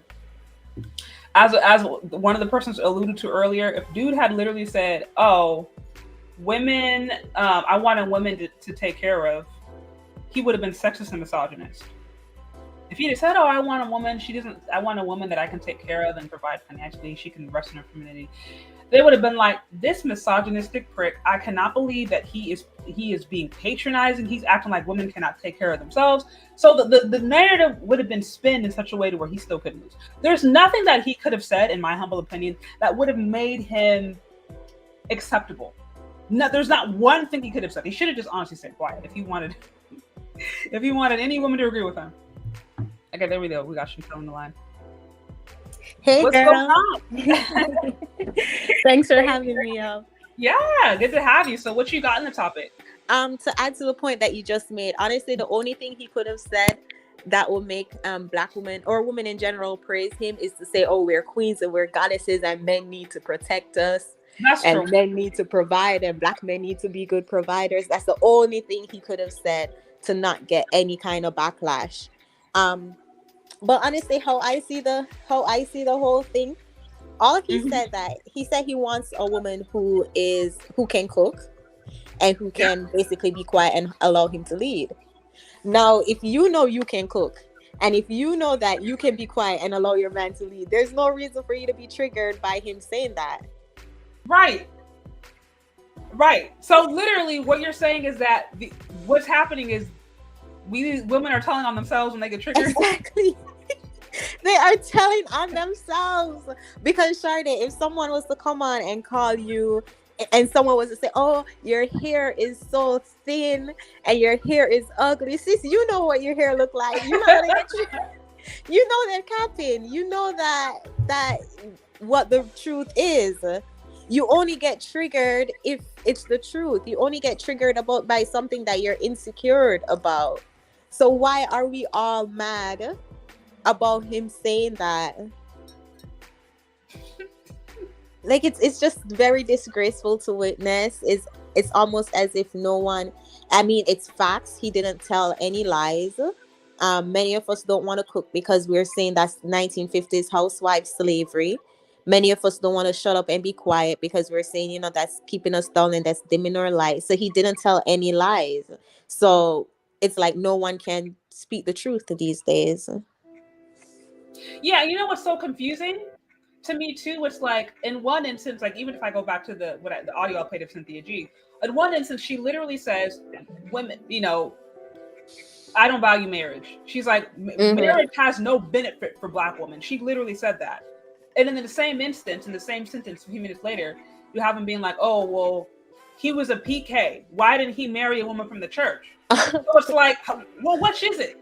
Because now you're upset he didn't marry somebody, but then you literally said there is no value for marriage, and women don't need marriage. They gain nothing from it. So it's like we're continuing to move the goalpost. Exactly. It's like, this is not a genuine, honest conversation. I don't think he ever said, oh, I am happy that I had kids out of wedlock and I impregnated a woman. There's no way he could be happy about that with the background he came from. But that's another thing too. It's like you have to be perfect. You have to be so perfect in order to call out anyone else's mistakes or shortcomings. Yeah. Because the first thing they're going to do is look for something to discredit you. I saw someone in your chat. When was it? When was your last live stream? Was it yesterday or the day before? I think it was yesterday. And someone in your chat was like, oh, well, you can't talk, Sade. You've only been married for six months. And those are the same people that's in my chat talking about, oh, you can't talk, you're not married. And then they'll go over to Danika's chat and say, oh, you can't talk, you are married. And it's like, sis. Which actually, now I have been only married for 6 months, but okay, whatever. It's been moving the goalpost. There's exactly. no... Because they just don't want us to talk. They don't want... Actually, my husband said this, and I was like, you're right. He was like... his opinion, but I kind of agree, where it's like, okay, in this YouTube space, women are necessarily used to being challenged. And I will say, I do think as women, because we tend to communicate more emotionally, anytime there's a challenge, and correct me if I'm wrong on this, but anytime we're challenged, like it can, if you're not used to it, if you're not being in a situation where you have to maybe be a little bit more logical or try to think from the other person's perspective, it can be very, very, very, very threatening. Mm-hmm. Like I noticed, for example, like my husband he has all brothers. I have all sisters. So we grew up very differently, the way we were communicating, the way we were talking. So the first time I hung out with him and his brothers, and I saw, like, to me, I thought they were like just debating all the time. And I'm like, why are they debating all the time? And he's like, no, we're just having a discussion. And I'm like, if that was my sisters, we would all feel emotionally flustered. Like, I can't believe, like, what are you doing? Like, you're questioning my personhood. And in that, I was thinking, oh my God, like, we really do communicate differently. We really, really, really do. So I do think there's women who are just used to saying what they want to say, not having to be held accountable for why they say what they say, or not having to prove why what they say is valid. They just talk a narrative. And then when someone says, hey, actually, that's wrong, or hey, I don't think you got that right, it can feel like threatening to the femininity.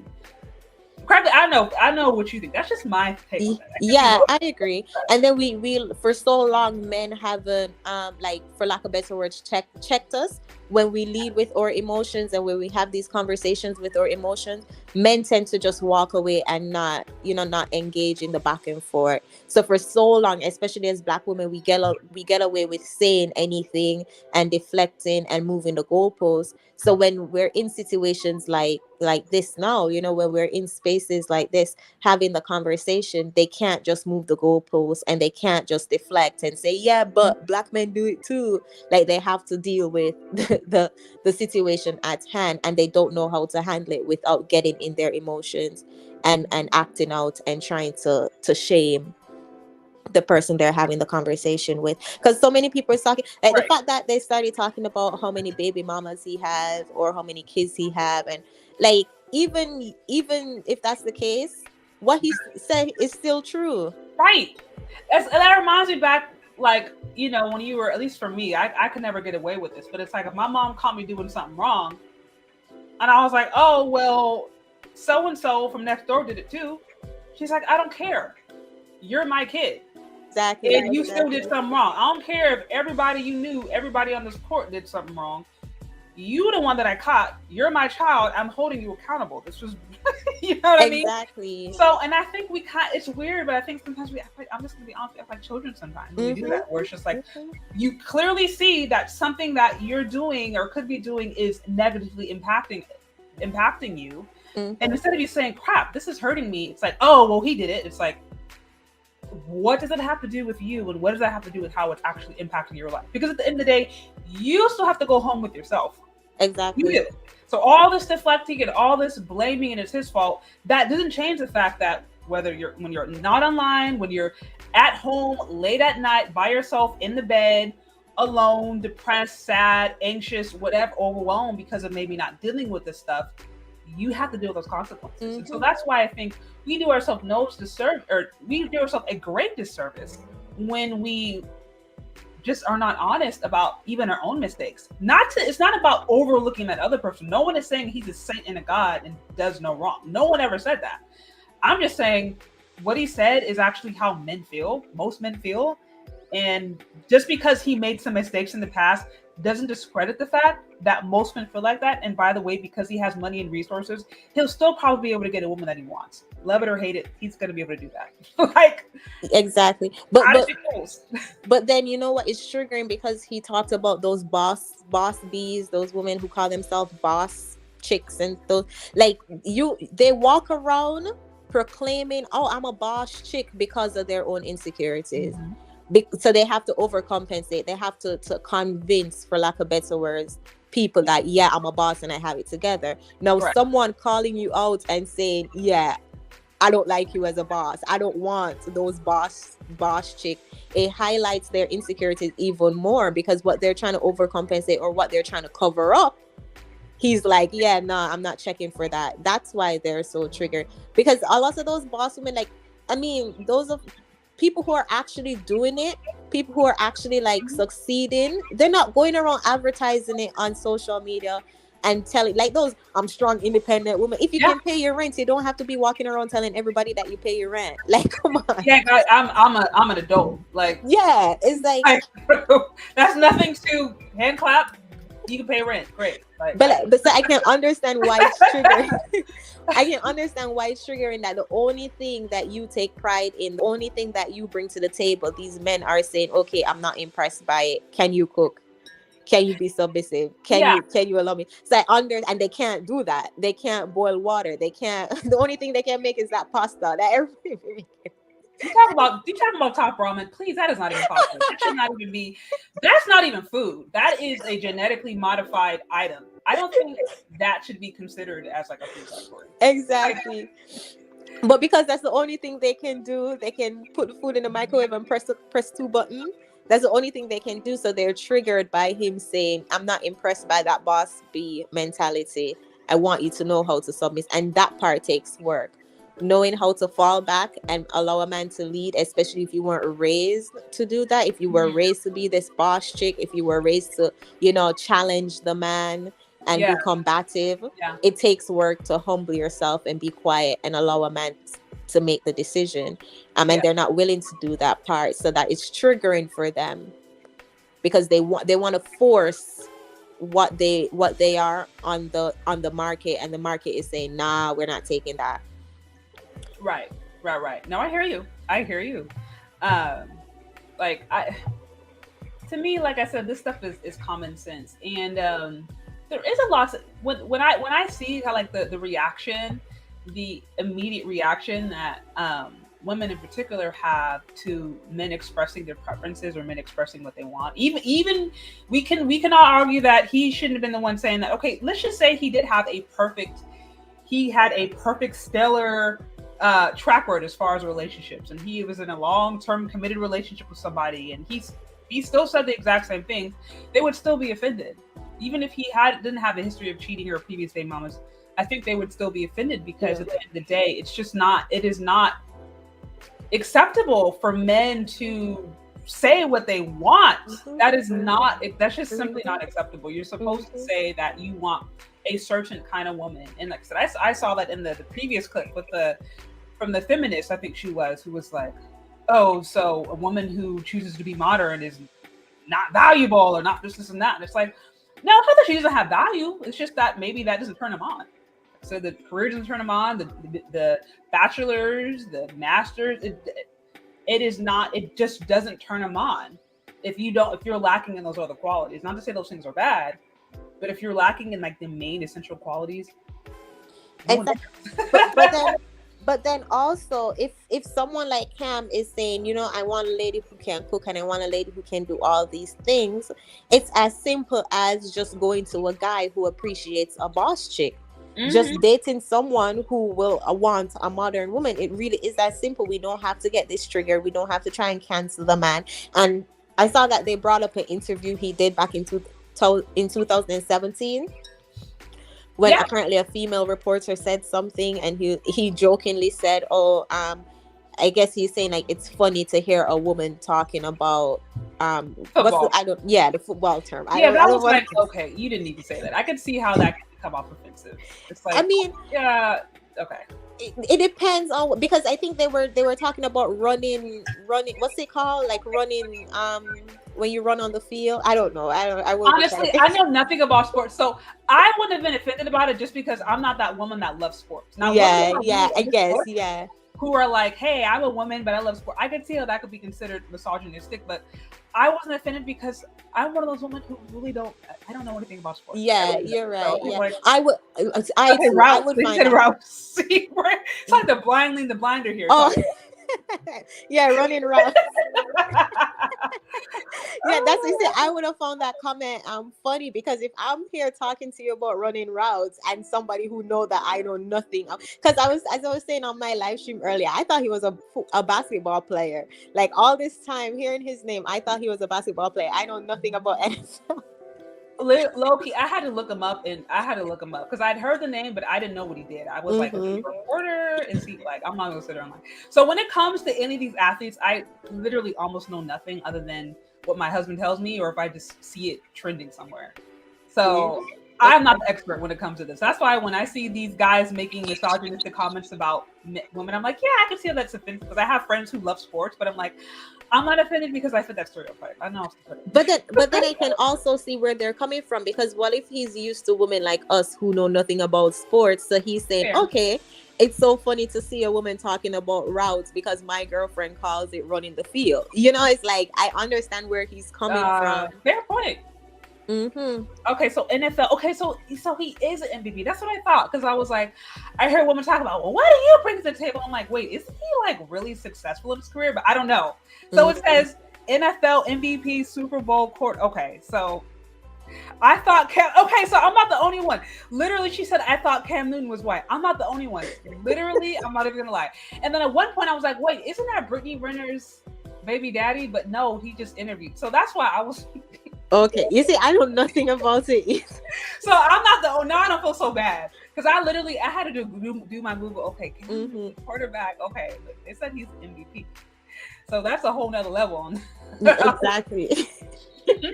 Exactly. So for that, I mean, and as you said, not to pass or dismiss his behavior, his lifestyle, but for them to, like, would he be considered a high value man? I don't know. His finances, obviously, I'm gonna assume is.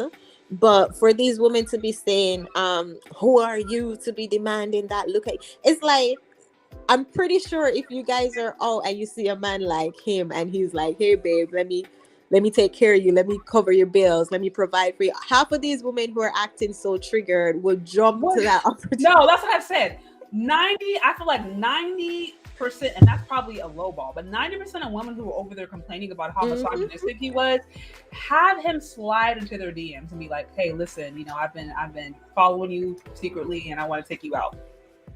How many of those women would drop this whole misogynist, rah, pro woman, we are super women, boss babe, level up facade, and go out and find them the best lace front they could find, whatever wigs, weaves, and sandals they could find to look as good, the best lashes they can find, take themselves out on that first date? 90% of women would. So I'm like, a lot of this I think is just cap, because like I said, if he slid into most women's DMs, they would drop that whole charade and be happy to take that high value MVP cartoon shirt, what do they call, twig hair wearing MVP NFL player. Most women would. So it's like, we are not even being honest. 100%. And all of them always talking about, oh, they want a man who's going to provide, and they want a man who makes more than what they're making. But when that man is saying, okay, I want you to cook, I want you to be able to submit and follow my leadership, they're so triggered. Right. And women actually want, that's the thing about it. And this is where I think we can get into the emotional speak. Because in one instance, we want to be independent and we want to be strong, we want to be boss babes, but we want a man to lead.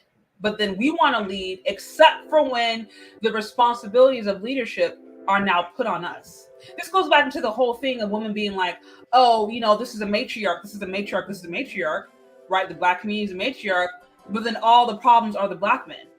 Because it's like, if this is a matriarch, then that means that the leaders, aka the woman, would be responsible for the state of Black America. Exactly. Claim to be the leader, but then blame the followers. And so I think that's when we get into emotional speak. Exactly, because basically what Cam was saying when he says, you know, we don't know how to be quiet and allow a man to lead, but at the same time we're always bawling that these men aren't good leaders. Like, what do we want?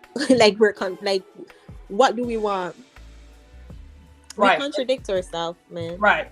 And that's when, like I said, when it becomes, in my humble opinion, right, when it becomes those kinds of conversation, it shows that I think we just want attention. This is not a serious conversation. This is not about anybody trying to, you know, gain any greater lessons or learn something or really trying to, you know, it's like, no, I think we just want attention. Or maybe we're just trying to pander and make money or get views.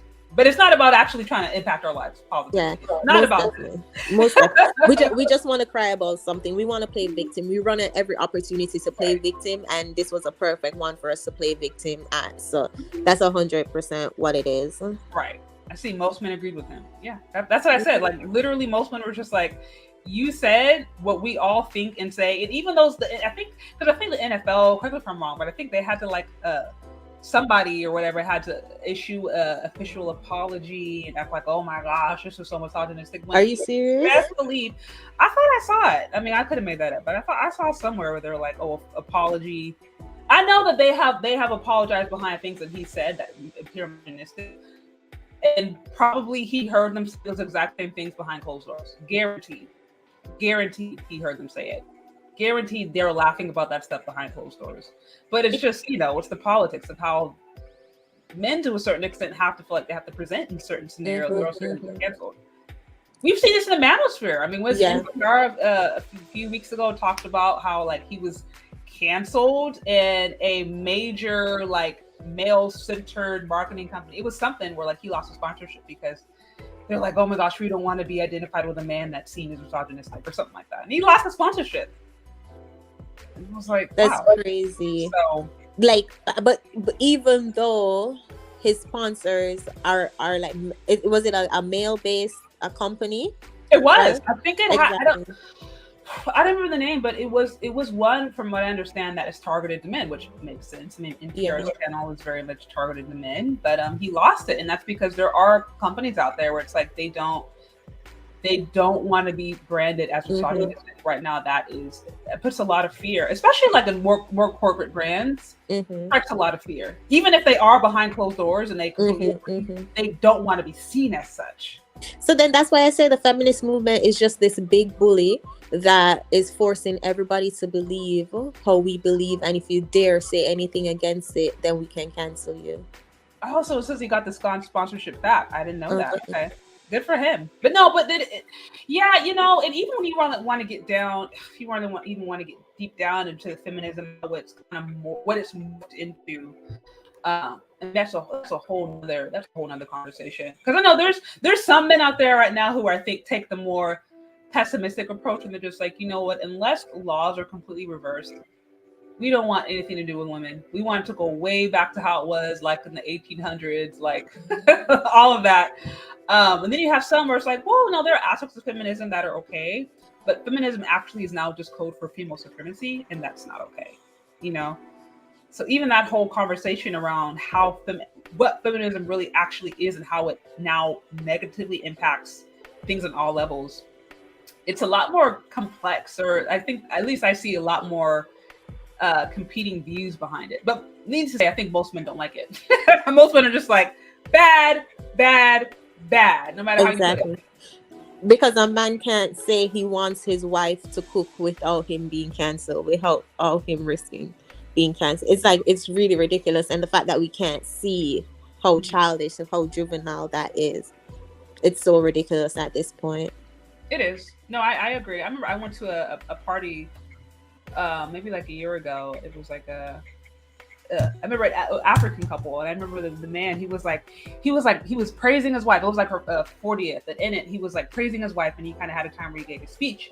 In this speech he was like, yeah, I just like men should be men and women should be women. And I was like, oh my gosh, this makes so much sense. Like, men should be men, women should be women. And I remember listening to that. I don't know why it stuck out to me, because I think he was like talking about values and different values that they have in their culture, and I was like, men should be men, women should be women. Like, this is not complicated. Exactly. So, and it works. I'm like, wow, it actually works. We're happily married, and so it's crazy, yo. But it's a mess. It's a mess. But I mean, as like at this point, I mean, I understand where the MGTOW men are coming from. Like, the more I pay attention to these things, and you know, the more like in this space and watching videos and just being in the chat, I 100% understand where they're coming from. But at this point, it's like, what can you do? And when you say understanding where they're coming from, what you mean, the women who are pushing back? No, the men who want to go their own way. Oh yeah. Shoot, yeah. I'm like SYSBM, like straight up. I'm the first one to tell a dude, listen, if you cannot find women around you who you feel like you can get along with, who actually respect you as a man, go where you can find a woman who's going to respect you, period. And most SYSBMers are looking for women across the diaspora. They're looking for Black women, you know, in other parts of the world. But even if it's not that, I'm like, because like I said, I would say it's a Black woman. It's like, go where you feel like you can find love and respect. Now, just don't go and be spreading hatred in the meantime, or you know, downing your people. Like, just don't do that. But if men out here are just like, I cannot, like, I know personally a few who are just like, no matter who I date, I cannot find women who are not indoctrinated in this feminist mindset. And I know for me, this is just not gonna work.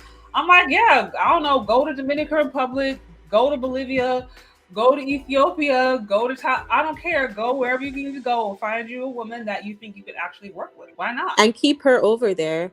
Go over there, find her, get your citizen. Because once she come over here, I don't know what is it about. Maybe it's the American water. I don't know what is it. They see the lifestyle, and then like they just become a modern. Not all, obviously. Some still hold on to their traditional beliefs, but they come over here and they just switch. I was the girl who braids my hair is from, oh God, it's an African country. Gosh, it's slipping me. I can't remember. And it's a popular one too.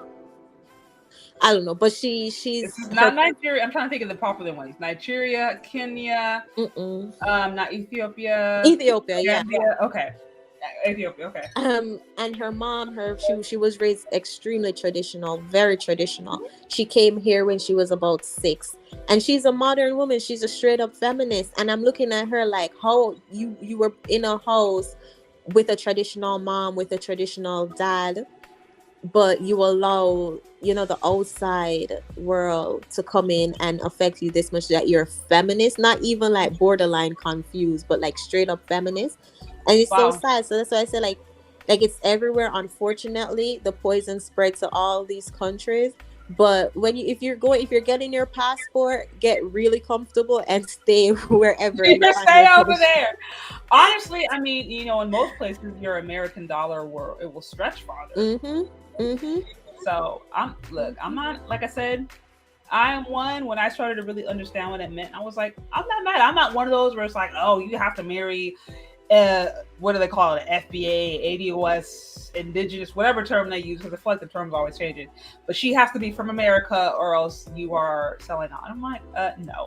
I mean, it's probably easier to a certain extent. It would be ideal to find somebody who's close to you. You don't have to deal with all that passport and having to fly. But if you can't, if you really legitimately can't, I see no issue with a man going where. And to be quite honest, it is going to be easier for men to do that than women. And I wonder if that's why there's sometimes such a pushback, or there's such shaming when men do it, if men do it. Because I see women shame men. It's just like, I can't believe you just going over there because you want a slave. So and it's like, no, maybe they just don't like the modern woman mindset. Maybe it just doesn't work for them. Maybe they just want their woman to cook, as simple as cooking. Jeez, why are we so mad about cooking? But yeah, they're definitely going to shame, and they're going to say, oh, you can't handle us. You can't handle a strong black woman. That's why you're over there. Okay. Good. Let them say whatever they want to say. But yeah, I support any guy who wants to go over and fly out and find a traditional wife, because this right here is just not it. It's like the struggle is real. the struggle is real. And I will say too, like I said, you know, I never want to gaslight ladies and act like there's not, because there are men out there who are total struggle dusty bandits, however you want to put it. They're out there, but I just would argue that that's not everybody, and that I think there has to be an honest conversation about the way that we're not necessarily always attracted to good guys. Let's just call it what it is. Call a spade a spade. 80-20 rule. I didn't make up the rules here. This is just what it is. So yeah, most definitely. So anyways, guys, if you're on here, get those likes up. Show some support if you like what's being said here.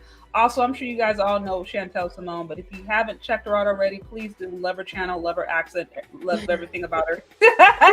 Thank you. It was great talking with you, Sade. As always, great conversation. Always. Thanks for stopping by. Like I said, it's always a pleasure. No problem. Have a good one. Yeah, you too. Bye-bye. Okay. Bye-bye.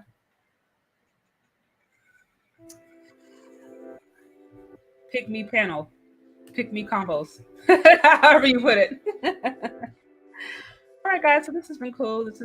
Like I said, guys, hit that like button before you leave.